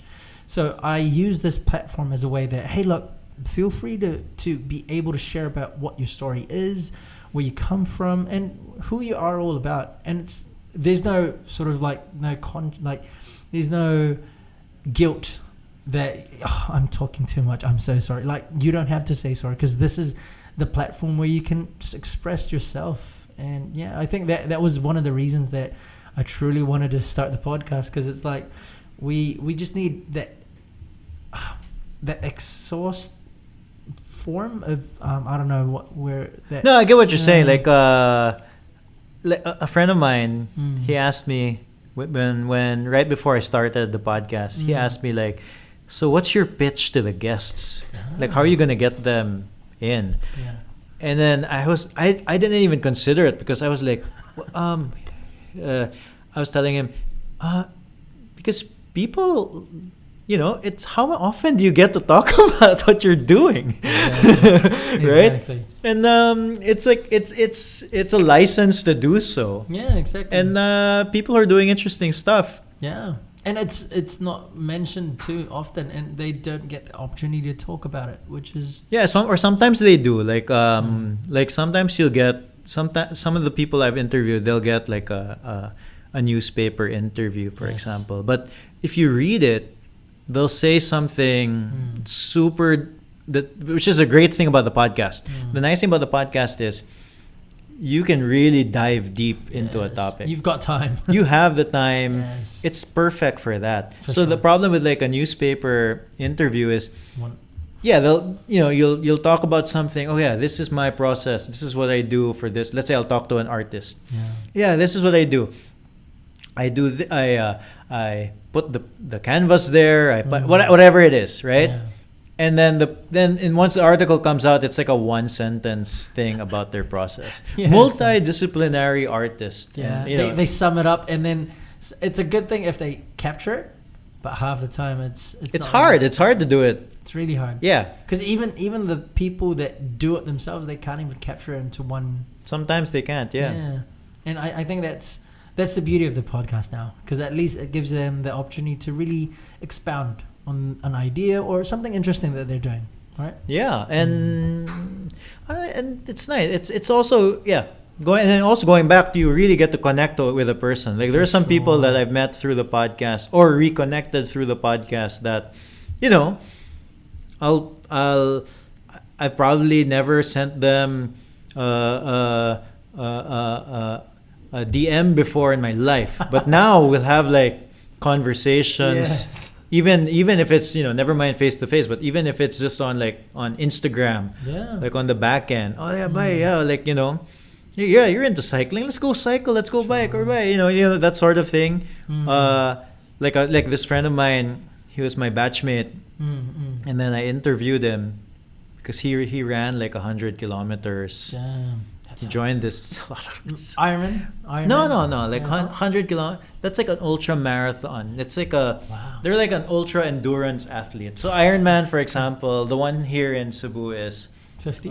21. Is it only 21? Yeah, like a full marathon's 42. Yeah, that's and crazy. He did 100, and apparently he opened me up to this whole community who does stuff like that. Wow. They'll do these. So they're training right now for a 160-kilometer trail run. Damn. It's crazy. Trail run.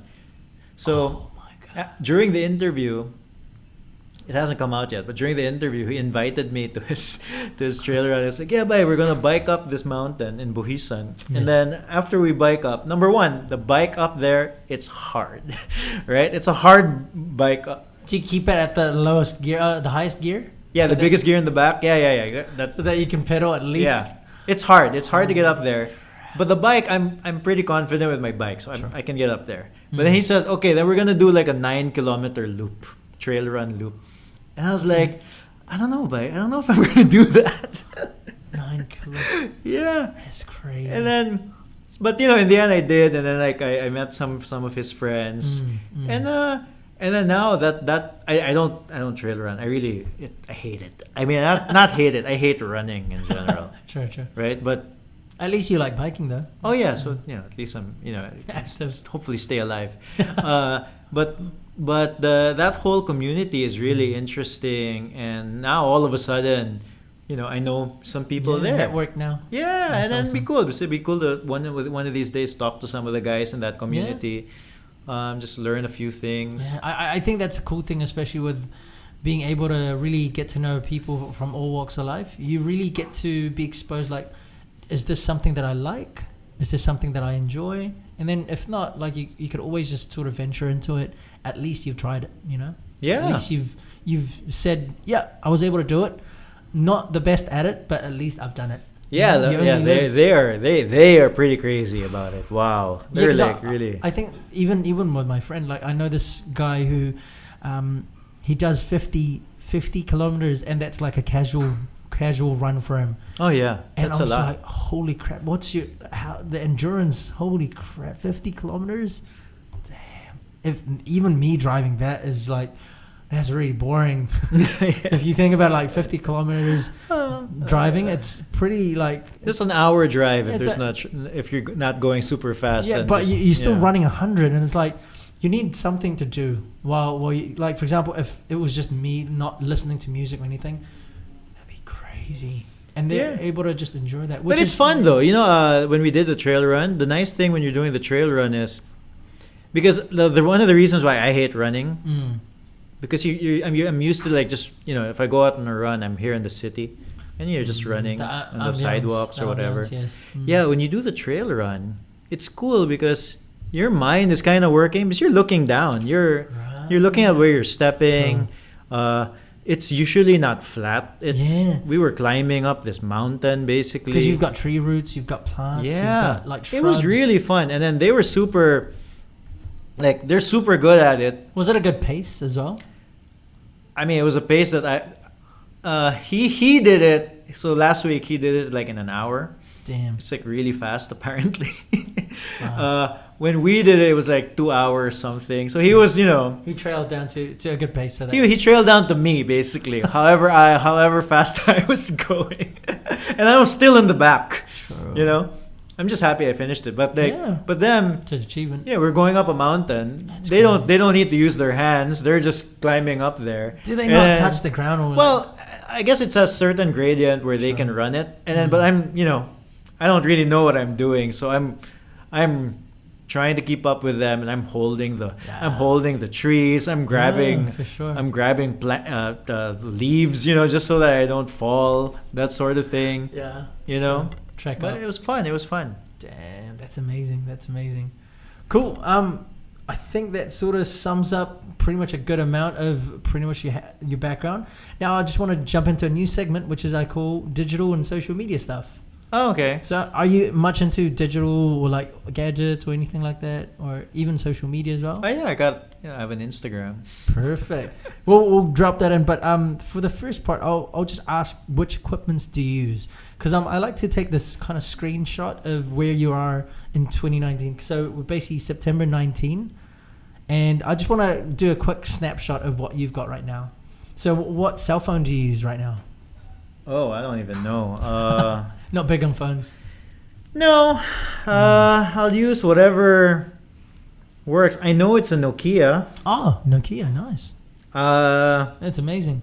I think you were the first person that owns a Nokia in 2019 that I met. I actually really like the phone. Yeah. It runs Android, right? Yeah. Here it is. It's a Nokia 6.1 Plus. Wow. Nokia 6.1 But, Plus. You just whatever. I just use whatever, really. Dang. So How did you get onto that? Was it just a phone that you could buy, or I had a phone before. I also don't know what it was. I was on a bike. It fell off. It basically shattered. Right. So I needed to buy a new phone. And this was the best phone that was out there? Yeah, I wouldn't say this is the best one. I also refuse to spend True. like an arm and a The leg on Kias a are phone. well priced right now. Yeah, Definitely. I think I can't remember how much this was. But less than 10K or around 10K? You know, I don't know. I want to say 15, but maybe not even. I think it's around that price. 10 to 15. 10 to 15. Maybe. Somewhere there. Well, yeah, somewhere there. That's awesome. So, you know, it Is was that good also- enough. Is that also your camera, if you don't mind me asking? I'll use this. Or do you use it like a DSLR? I have it's in my bag. Mm. I have an Olympus OMD EM5. Micro Four Thirds. Yeah, Micro Four Nice. Thirds. Is that camera of choice that you've always wanted to go for? Or? Well, I forgot the exact model. So, like, the thing is, once I have it, I'll just use it until it dies. So I don't really think about the models anymore. But back when I was buying my first real, like, honest to goodness, like, you know, not a point and shoot. Like a DSLR? Yeah, it wasn't a DSLR. Like, I didn't want to buy a DSLR because it's big, you know. Change lenses. You can change lenses with this one though. Yeah, Micro Four Thirds. It's so good because it doesn't have that mirror. Yeah, so it's smaller. Yeah. So back then, when I was researching for a new camera, I saw the Olympus OMD M5, and then at the time it was Micro Four Thirds. You could change the camera. Nice. Image quality was good enough. Like I mean, you can't really tell. Sure. You can't tell the difference. Once it's at a that certain level, it's you like, can't tell. Yeah, it's so minimal. Like, Yeah, like people will say like, oh yeah, but you know the Fujifilm's better camera. it's still a good camera. Yeah, but they're all good cameras basically. And then what got me was that at the time, that model that I got had like weatherproofing. Oh, So you know you could like dunk water over it and it's that's totally awesome. fine. Or even have video in the rain or photos in the Yeah, that whole thing. So and then Handy. considering how I use my my gadgets, I think I needed something like that. So eventually that camera died, and then we got a the newer version of it, but not the higher end version. So it's not weatherproof anymore. But it's basically the same camera with Wi-Fi. Oh, nice. I think the Wi-Fi there is at least you could transfer it to your phone. Yeah. So back then I was a Handy. pain actually. So I actually like that. You know, there's Wi-Fi. I like that with the camera as well. Like just transferring over to your phone. It's like, that's awesome. That's amazing. So that's the camera I use. But a lot of the times I use the camera that I have on my On your phone. phone. It's fine. Especially when you're out on a bike ride. Yeah. take a photo. Occasionally I'll bring my GoPro? my real camera. Oh, I don't own a GoPro. Mm. I'll bring that the Olympus. Is it not bulky at all? Like just have a pancake. You want to lens? get it? Yeah, here. I brought it. Just take it out. Sure. That's interesting. Yeah, just give me the back. These, my friend brought coffee from San Fran. Oh, nice. So here it is. Ah, that's small. Yeah. Wow, that's cool. And then it's Olympus OMD something. And then I got this other lens. This is a portrait lens. Oh, I love how rugged it is. That's Yeah. awesome. Nice. Dang. Shout out to Olympus. They make good cameras. They do. I mean, here in the Philippines, a lot of people own the Fuji, but this is just totally fine for me. So I even lost the lens cap. So Hey. it's so dirty. But you've got like a lens sort of filter, right? Yeah. I got at this thing. least that. This is basically the lens cap. But, So at least yeah. that's the only thing that gets scratched, and it's not the actual lens. Yeah. That's awesome. So Nice. that's my camera. Are you like a sort of picture buff? Like do you like taking? Nice Yeah, photos? I like photography. Ah, you there know, you go. That's awesome. I used to be into street photography. Used to there- walk around downtown. That there whole you go. thing. That's awesome for just walking downtown and just Yeah. taking photos. Yeah. You've got a 35 mil prime, or is it? This is a 14. So it's almost like a Why? 35. If you transfer it to the DSLR, it's almost a 35. It's kind of similar. Like a 28, would you say? Or Somewhere there. I don't really know. You know, but That's awesome. it's 14 and then this one is a 40? Ah. 45. So Oh, if so you that's more of a transfer it, zoom? yeah, if you transfer it to a Nice. DSLR, it's like a 90. Ah, wow. So it's like a portrait. That's good for portrait photos. Yeah. Yeah. And this one's a good sort of wide. Yeah, like street photography is Semi-wide really angle. nice. Alright. Taking pictures of my kids, Yeah, basically. for sure. What's your laptop of choice then? to have all the stuff sort of prepared and everything? My laptop, I don't even know what it is. It's a MacBook, I think. no, it's an Acer. Was it Acer? Yeah. It looks like a MacBook. Yeah. Like just off the No, I like the Ultrabooks because nice. they're because handy. yeah, I work anywhere, so True. if you can just bring it. Drop it. And Yeah, it's good to go. honestly, I have no idea what model it is. But it's a good laptop though, because I think you definitely go for comfort and portability, right? Yeah, so like going back to like vlogs, I'm worried that I'm pretty sure I can't edit video on this thing. It's good enough for anything else. You can though. do video here, right? Yeah, Mm, video so here is fine. that's fine. Not Oh. particularly known for video though, apparently, but I can't tell the difference. And it's got a flip screen, right? Yeah, no, it has like a Flip folding, down. so you can't flip it out. So if you're doing a vlog, it'd be Yeah. cool if you could flip it out so you could see what you're like taking. like that kind of. Yeah, similar like that. True. But Any listening device or headphone of choice to batch along with everything? Not a big fan. you know, well, it's unusual that you're asking these questions because like it's just the one time that I brought everything. What? Timely, guys. Yeah, I want to get a better headphone, Sure. but this hasn't died yet. Oh, what? Hang on. What headphone is it? I don't know. It's just an Urban Ears. Oh, Urban Ears. Yeah, but I mean, it's fine. Nice. But like it's all ratty now. Like there used to be, like some. I could relate with my one. Yeah, There used to be yeah, foam yeah. there. Yeah, here, yeah, exactly. Right. Yeah, because I So- think that kind of plasticky over the fabric, over time it just goes away. Yeah, so I'm just waiting for this to die. I tend to Keep my stuff until they die. I think that's awesome though, because that's kind of quite similar to me.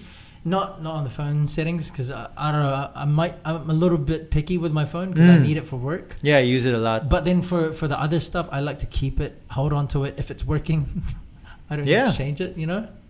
Until it really like dies out. Like I need to change this because it's like on the last breath, like it could barely survive everything. So Yeah, my attitude towards like gadgets is that when I'm in the market, yes, I'll read up all Yeah. about whatever, look at all the Heck yeah. different ones and see which ones fit me, yes, like budget wise, Yeah. my usage, etc.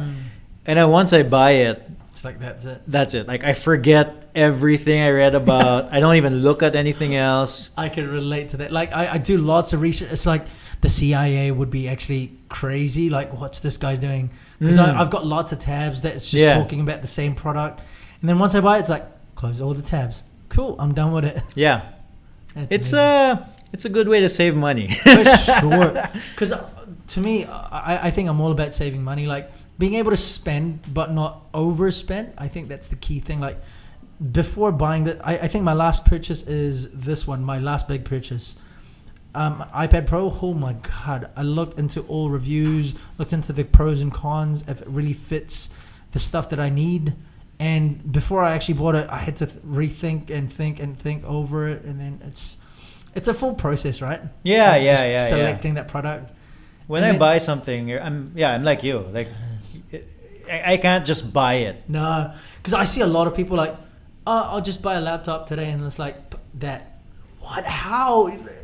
Because I don't know. I'm just all about like, okay, what's the best spend?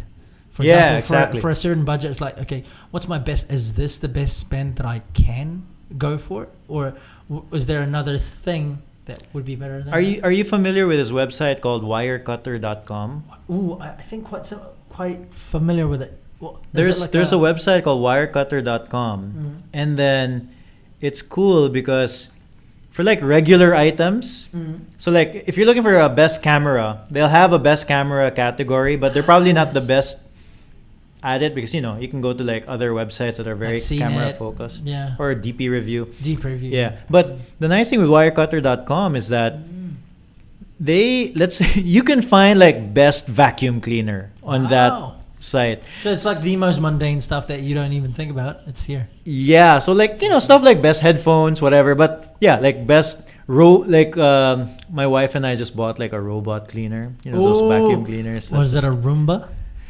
I guess, but that's a brand, right? The Yes. Roomba. So if you go to wirecutter.com, you can find like the best. So the nice thing with them is that they'll have a category, they'll rank it, and then every now and then they'll update the category. Oh, that's even better. Yeah. Because I've seen a lot of like top reviews that's just like, yeah, that's it.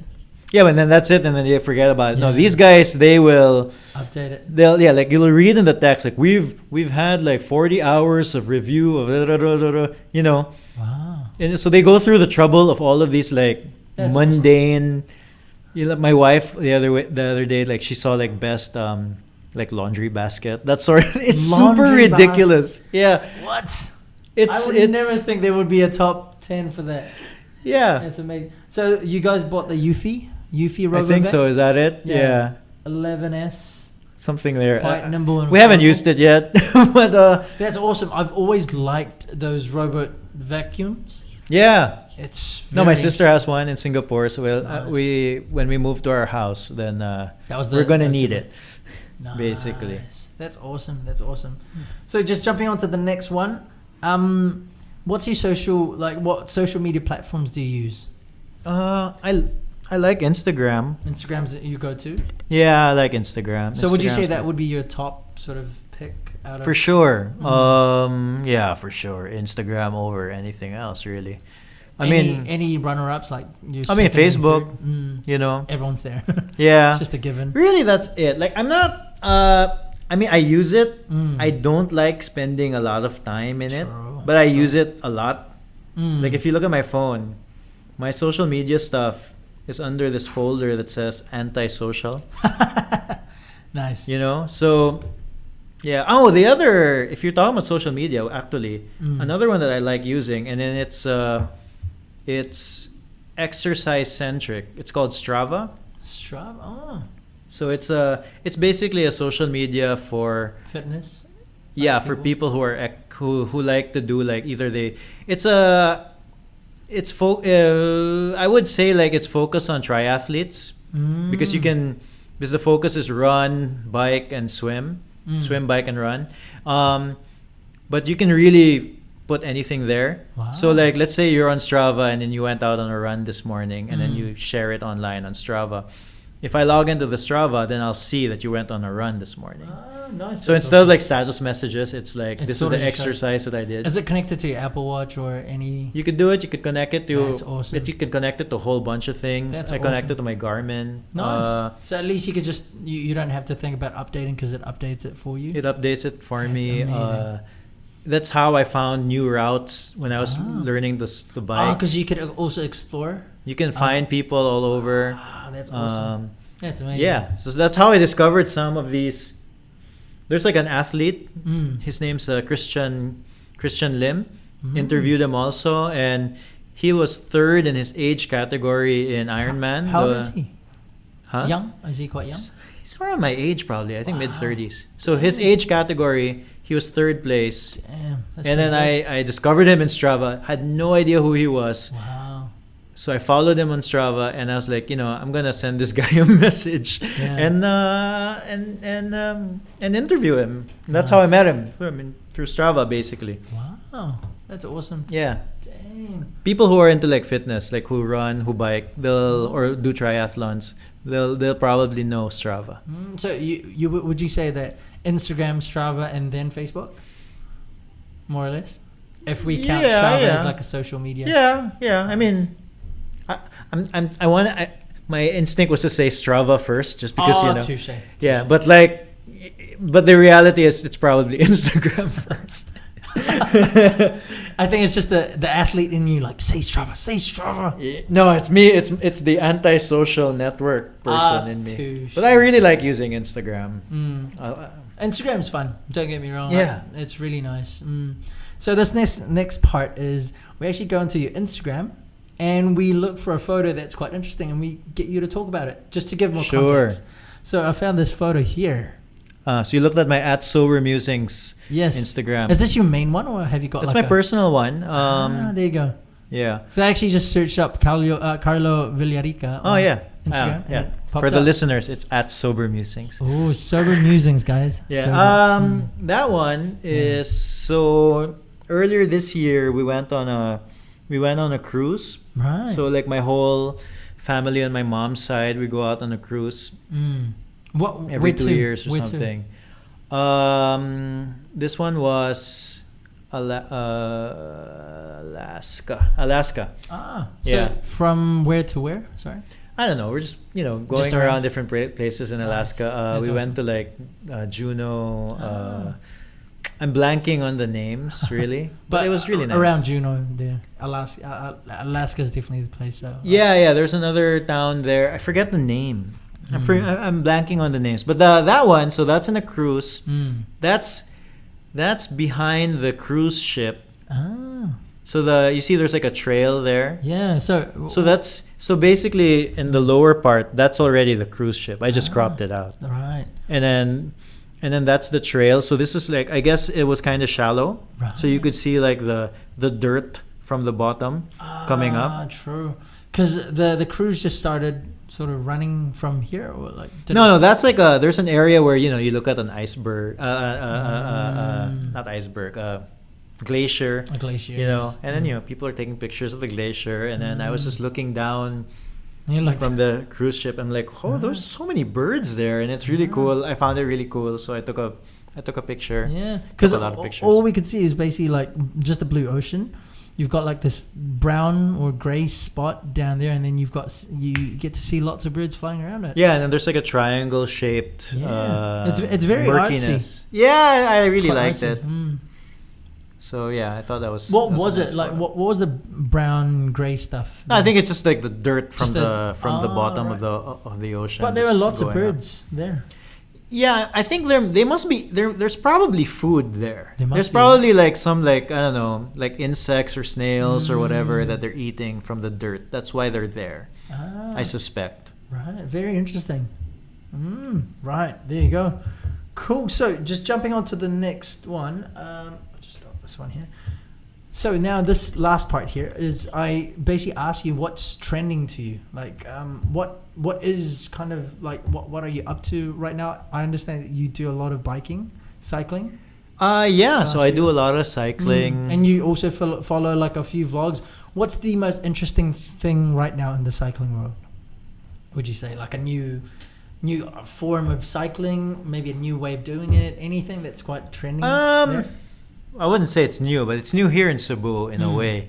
So like when I was deciding on, it's gonna be a bit of a tangent. So when I first got my bike, it was just to commute. So I got like there's a particular kind of bike that I got. Number one, I really liked how it looked like. Nice. It was called it's a fixed gear, right? But I didn't do it fixed gear. Fixed gear is like where when you're on a bike you can coast, right? If you stop pedaling, the bike continues to move. Yes. So a fixed gear is that you keep pedaling. You have to keep pedaling. So if you pedal backwards, the wheel also goes backwards. So, but you can still change gears, right? There's no gears. So there's one Just gear. Okay. So the nice thing with that is that the bike tends to be really cheap.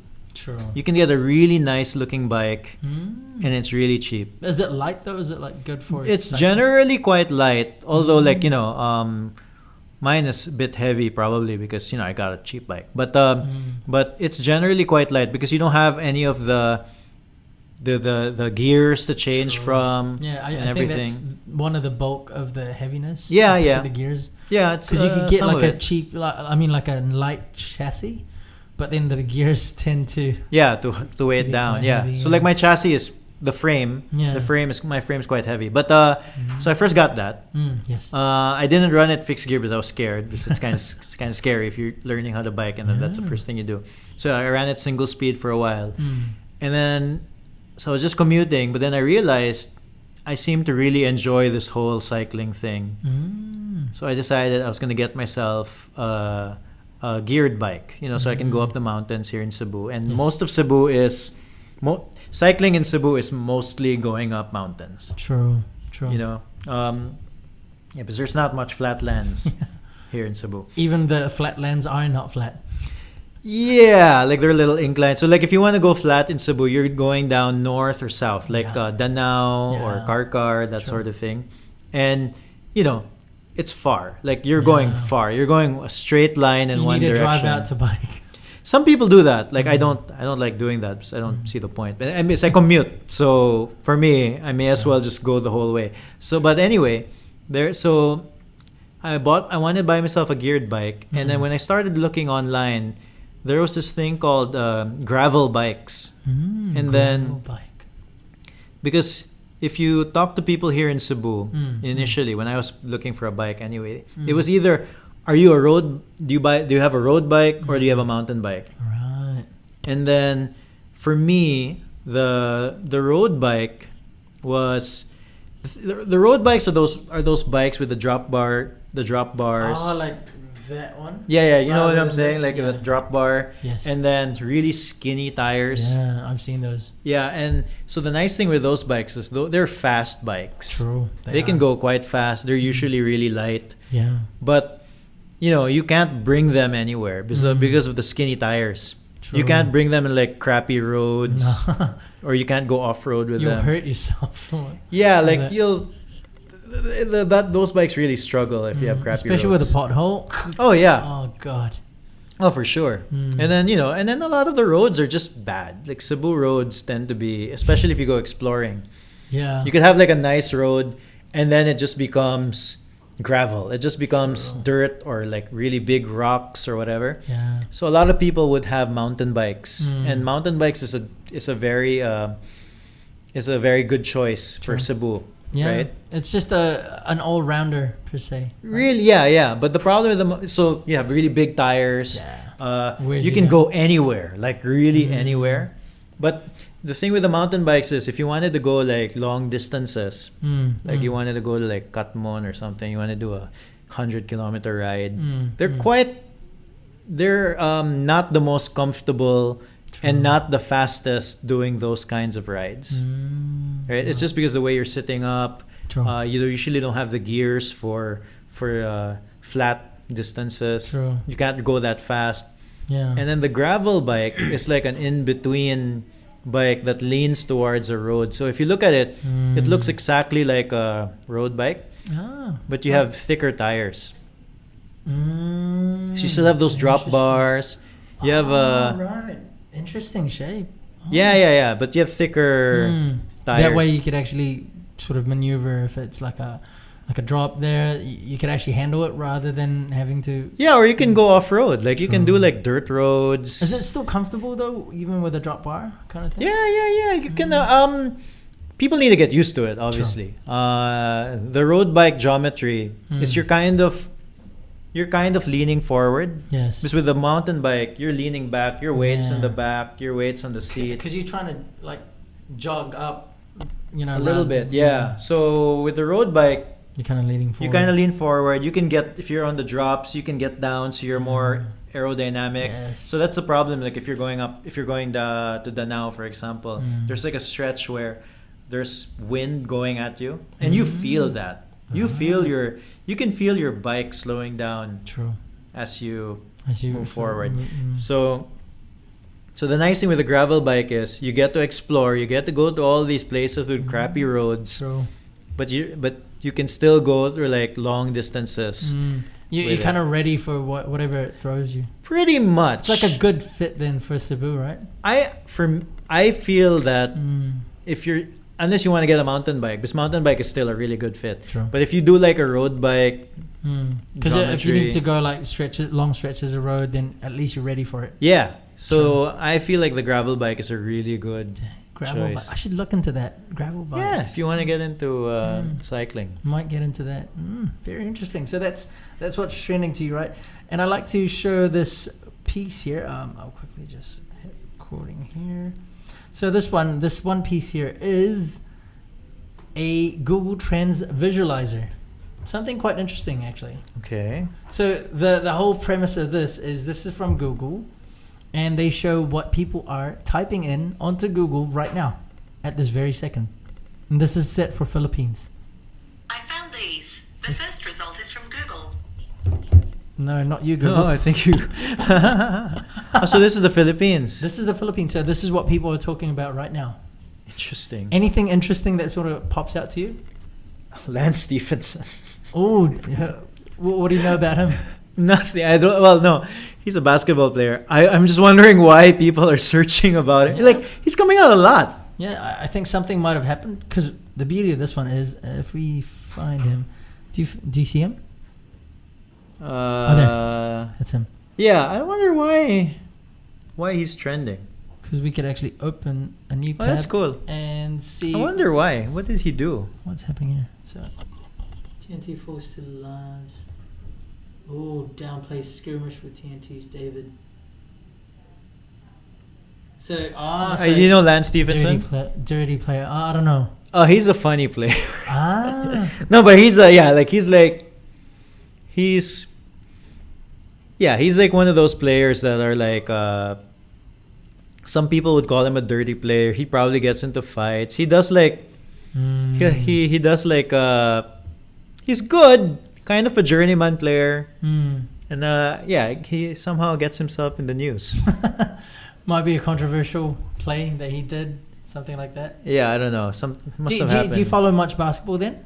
I used to. I used to follow a lot of basketball. One of the first podcasts I listened to was Bill Simmons. You know him?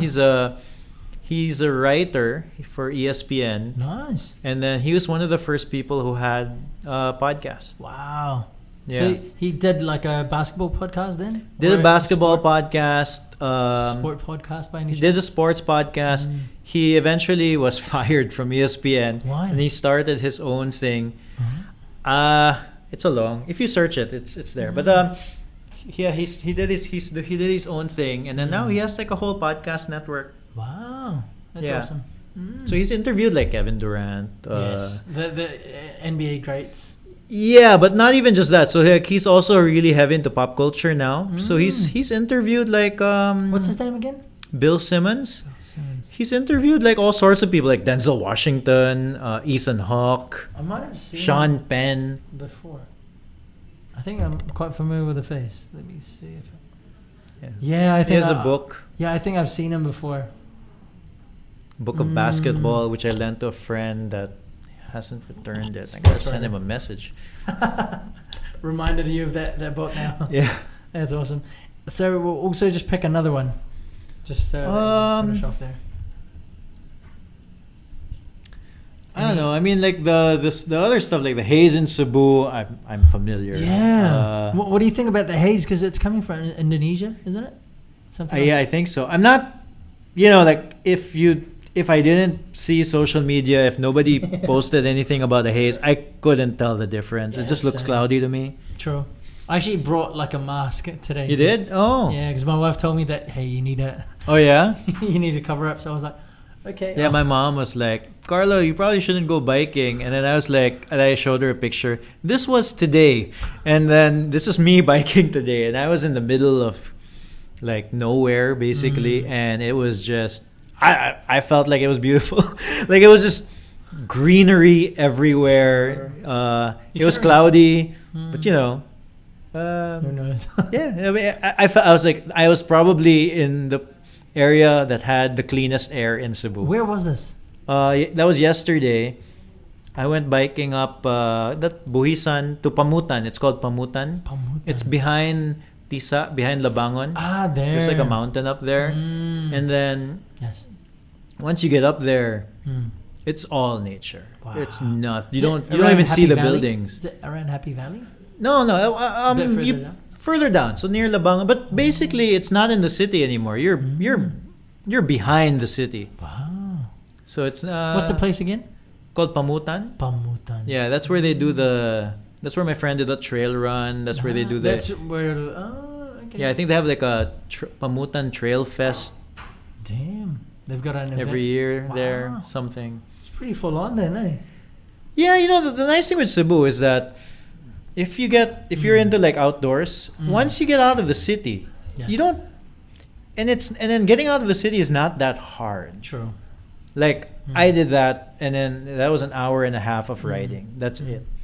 And I was home after an hour and a half. Like I just looped it.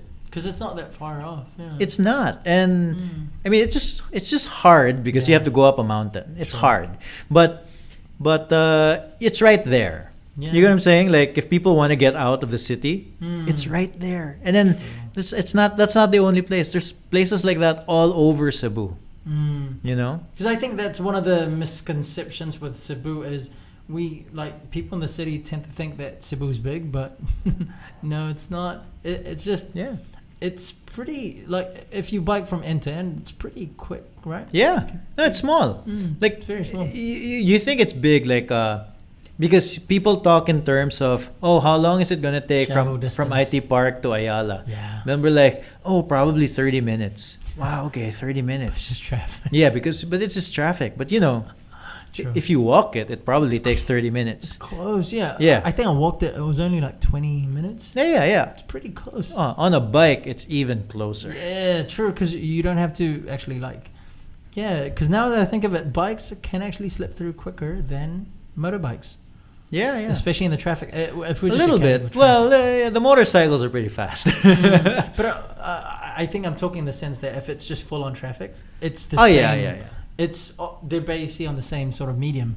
Yeah. Whatever space is, bikes can actually slip through Yeah. quicker because you've got this small frame. Yeah, because the bikes are more agile. They can For the sure. motorcycles, they're kind of clunky. Yeah, especially with the bigger motorcycles like Yeah. the automatics nowadays, they're quite chunky. Oh yeah, 'Cause- I'm not familiar with motorcycles at all. No, because I take an Angkas every Oh, yeah? day.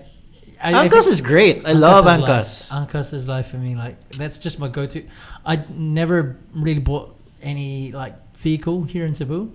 I don't see the point of it, to be honest. But I am quite interested in buying a bike now. I think you've actually Yeah. convinced me in getting a bike. 'Cause I'm Hey, just you know, like, and yeah, like I never and then you also save up on like gym yeah, or whatever, like you know. because it's good cardio. Because I'm just looking to also do cardio as well.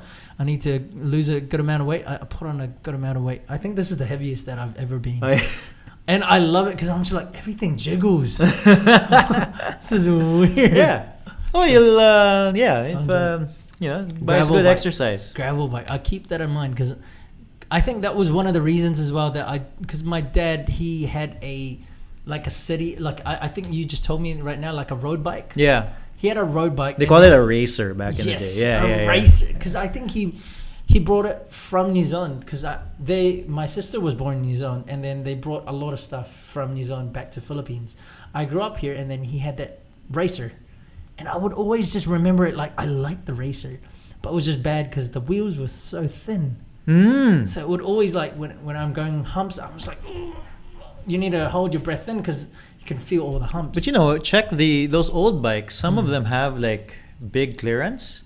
Like they came with like small tires, but some of them had fit. big clearance that you can actually fit. like a bigger. You can actually fit a bigger tire. Right, You okay. can experiment with that. Because I think that was just an old bike that my dad, but I always loved it because I think that was my go-to. Those are cool though. Like Those I are want to good. get one of those like Those old. are so good. Yeah. Especially in like a nice subdivision, you could easily bike that through without a worry of a pothole or anything. Yeah.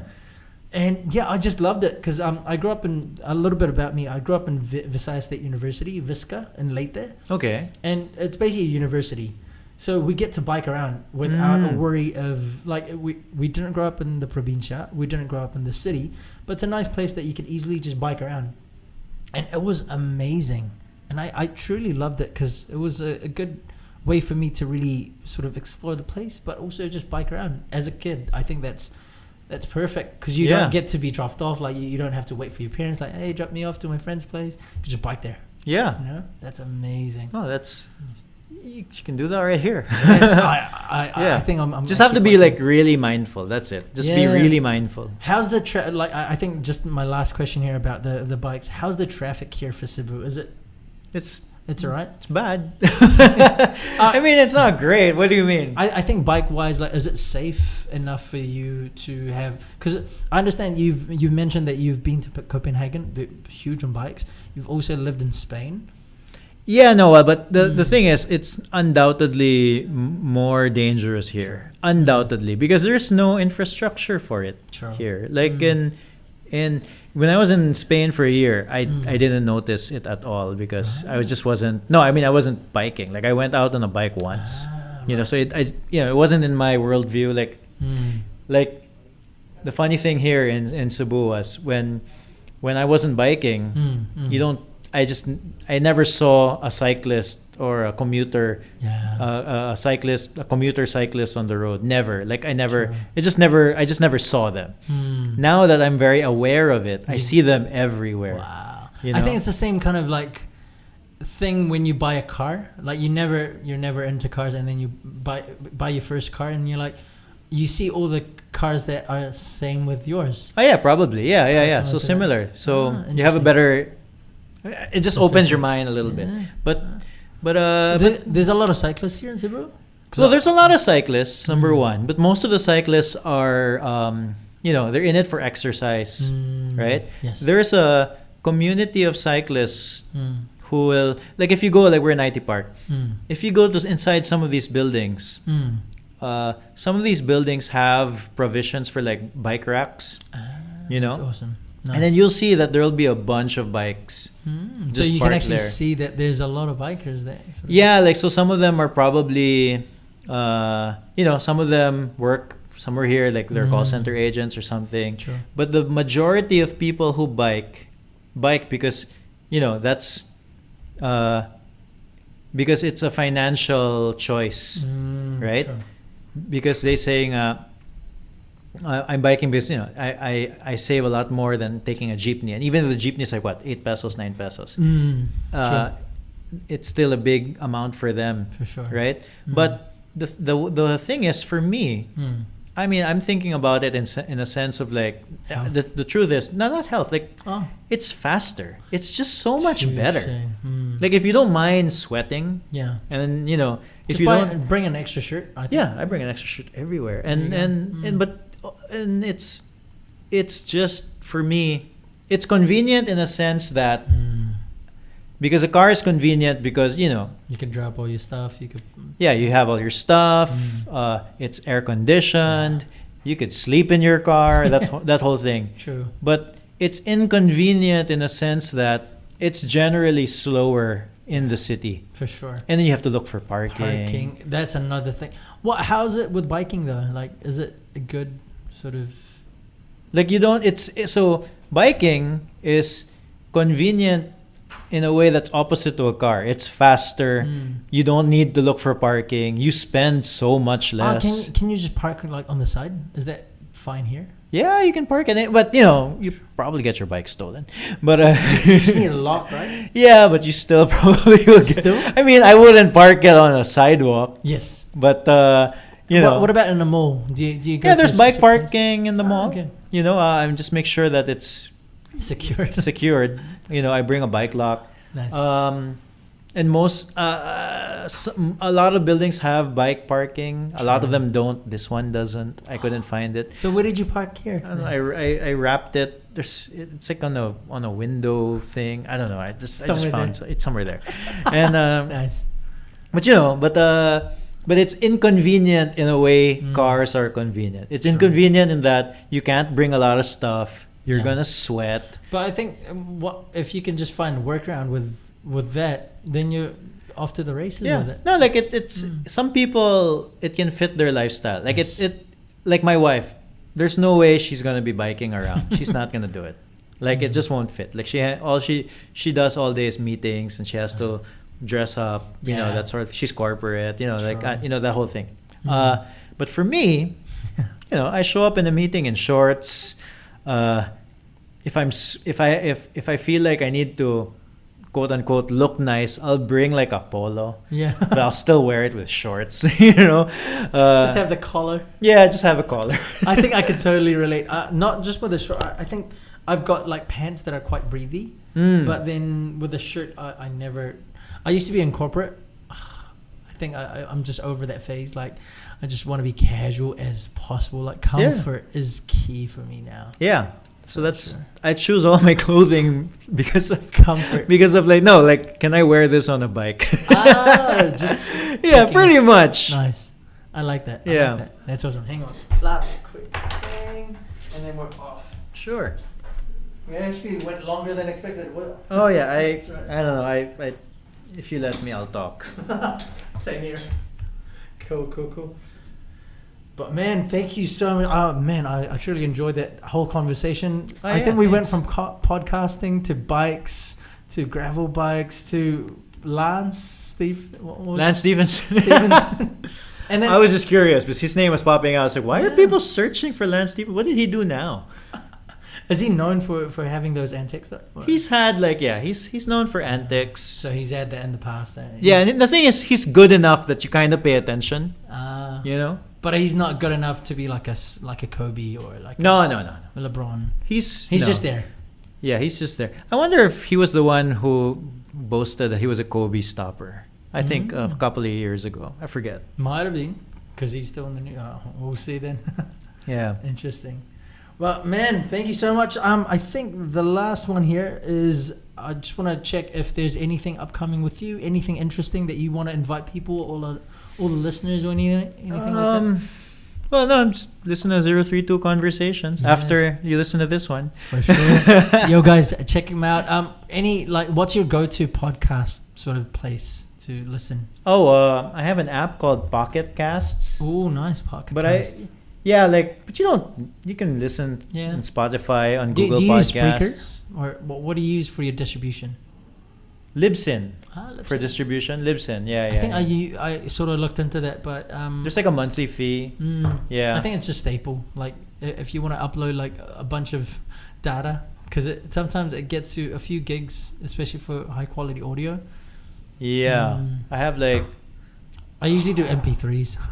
Yeah, I easier. don't I don't do wave. I don't do the you actually don't need to, because what's gonna happen is Just compression. no, but then it's because a lot of people who will listen to the podcast, they download it to their phones. So you don't Exactly. want them to download a gigabyte worth of audio. Exactly. I'm truly on the same boat. That's why I always downscale it to MP3 because Yeah. it's just lighter, Yeah. or as much compression that I can make it. If it's Yeah. smaller, As long the as it, better. as long as it's Clear. a lot of people can't tell the difference. They can't. Yeah, Yeah. that's very true. And then like me, like I listen to the podcast. If I Mm. listen to podcasts, I'm listening to it on my phone through the speaker on my phone. Yes. So it's even you can't even tell the difference. Yeah. So there's probably people like that, or there's people who listen on their headphones. Fine, but True. yeah. Anything like any interesting things that you're excited about? Anything that you want to sort of look into? Like, hey guys, I've got this event coming up, or anything like that? Oh no. God no. No, so I was here for Tropical Futures Forum. Oh, nice. That was good. Yeah. Like a friend of mine, Mark Deutsch, he was organizing it, and I was telling him that I am not built for organizing events. Like it's just Not your thing. it's stressful, like, in a way. Lots of stress. for Yeah. sure. Yeah. No, so just listen to the podcast. That's where I am. 032 Conversations, guys. And also check out the website as well for 032.com. Damn, you guys have nice merch. Oh yeah, thank you. Yeah, we got hopefully come out with something. Oh, anything interesting? Any interesting We have a couple of new shirts coming out, but the one thing that I'm really excited about, this is going back to cycling, is we're gonna release. I hope it comes out nice. I'm basically crossed. waiting for it to come out. Fingers crossed. It's a new cycling jersey that we're gonna come out with. So we'll see. You used to actually help out marketing for a cycling brand Oh really? in New Zealand, but it never really panned out because the owner is Chinese, and I think Oh. they're trying to cut down the cost. And I was like, you guys have really nice. It's a brand I would have never heard of, or Bravia. It's Okay, I an don't know. unknown brand, but they had really good equipment, like good stuff to wear. They had for winter, for summer, like they had great stuff. But it was just the owner, like I think she didn't know what she wanted, so just looking for like low cost stuff, that sort of thing. yeah. But It's hard to compete on she- low cost. Honestly, she had the products ready. Like she already got it made, but then it was just a matter of what to do from there. So she needed marketing, like she needed a photo shoot. But she did a photo shoot, but it was kind of so-so. So I wanted to do even more so that we could really promote her product. But I don't know what happened there. It's just a shame. It was really nice products though. Yeah, I don't know. I mean, I'm just making it because I want a new jersey. True. And also with your branding, I think it's something when it's something that you use, it And then it's another thing if you actually create it yourself, because it becomes something more geared to what your needs are rather than I think this fits me. Yeah, like we're gonna release it, and then we're not making a lot, but hopefully there'll be enough that we Is can it like sell. a jersey? Like It's a real bike jersey, like like a real. It's awesome. Like you wouldn't wear it unless you were cycling. It would be weird to see someone wearing it. Yeah. If they were just walking around. Yeah, but I don't know. Who I really knows? like it. I'm excited That's awesome. for it. Cool. Check that out, guys. 032.com. All the new bike jerseys coming up. Hopefully it comes out. Yeah. Well, new shirts also and the whole Yeah. thing. Cool. There you go. Sweet. So lastly, what are your social media handles for Instagram? That was For my personal Instagram, that's at Sober Musings. What's your business Instagram then? Oh, the 032 Instagram is 032 Cebu, but that's 032 in numbers. Zeros. So it's the number 0, 3, Yeah. and then 2. And then Cebu. Yeah. Right. So that's at Instagram, guys. Any other social media? Do you want to shout out for? Was it Stravi? Sorry? Strava? Strava? Strava? What? Oh, I don't know their social media. Oh, no, I'm assuming your one. Oh, my Strava? On Strava. I don't know. Carlo Villarica. Yeah, search him up on Strava, guys. Especially Yeah. for the fitness folks there. It's Oh yeah, well no, like the thing that I do with my Instagram is I put the fitness stuff. I put like every time I have a ride, yeah. so I put it's on my Instagram stories. I have a think ride there's a there. growing number of fitness folks here in Cebu, and I think that's awesome. Oh yeah, and To I don't go. know. I put it there mostly because I want people to bike. Sure. So I just put it there so that people learn that hey, cycling in Cebu is pretty nice. Nice. I like that. I If you that. like sweating your ass off and having Hey. a really high heart rate. That's good. That's good. Yeah. At least you kind of like keep fit. Yeah. Yeah. That's And the cool. commute stuff. Like I'll Yeah. I take pictures of my commute all the time just to Mm. let people know that you can commute with a bicycle. Yeah, and I think you really brought a great point of just making it a point that it's not fitness, it's not cost, but the whole point of it's just convenient and fast. Yeah. It's convenient if you don't mind sweating, if you Yeah. don't mind the heat. And I think that's definitely a great take on the whole what are we gonna do with Cebu with all the traffic. I think that's a great take of just like, hey guys, this is like biking is not just convenient or not just cheap or not just all of that, but it's also fast.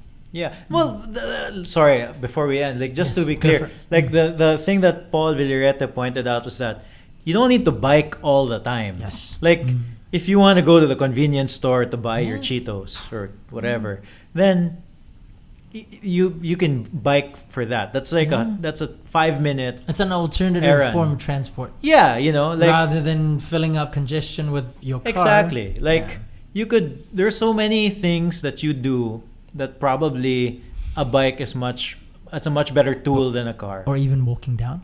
Or even walking. Yeah, I see a yeah. lot of people that okay, let's take the car, and it's like, wait, it's just 2 blocks away. No, Yeah. let's take the car. Oh, Yeah, exactly. very interesting. Yeah, or like say Paul was saying, like just try biking to work once a week. Yeah. And he's confident nga if you try biking to work once a week, you're gonna end up doing it more often because True.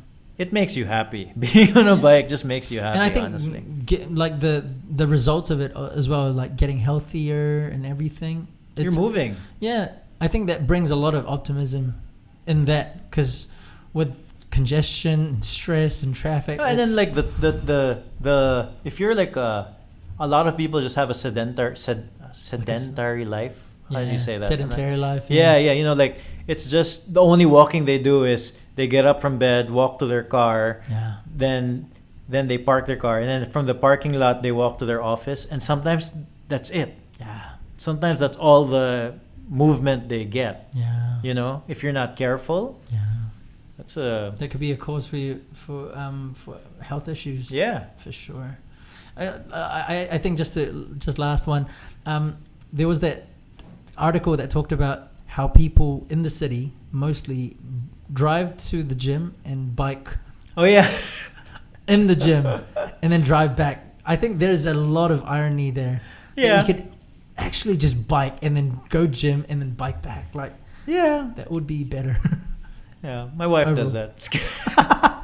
No, but to be fair, Throwing your wife. she brings the kid she brings the kid to school and then goes to the gym and then picks up the kid again and then goes back home. I think your wife would just let her not listen to this part. She's great. She's awesome. Yeah. It's awesome. Cool. Awesome. Thank you so much for being an awesome guest. Thank you so much for coming here and also sharing a lot of your thoughts. Yeah, thanks for having me, Drew. Great. It's great. Cool. Thank you so much. All right. We out. Peace.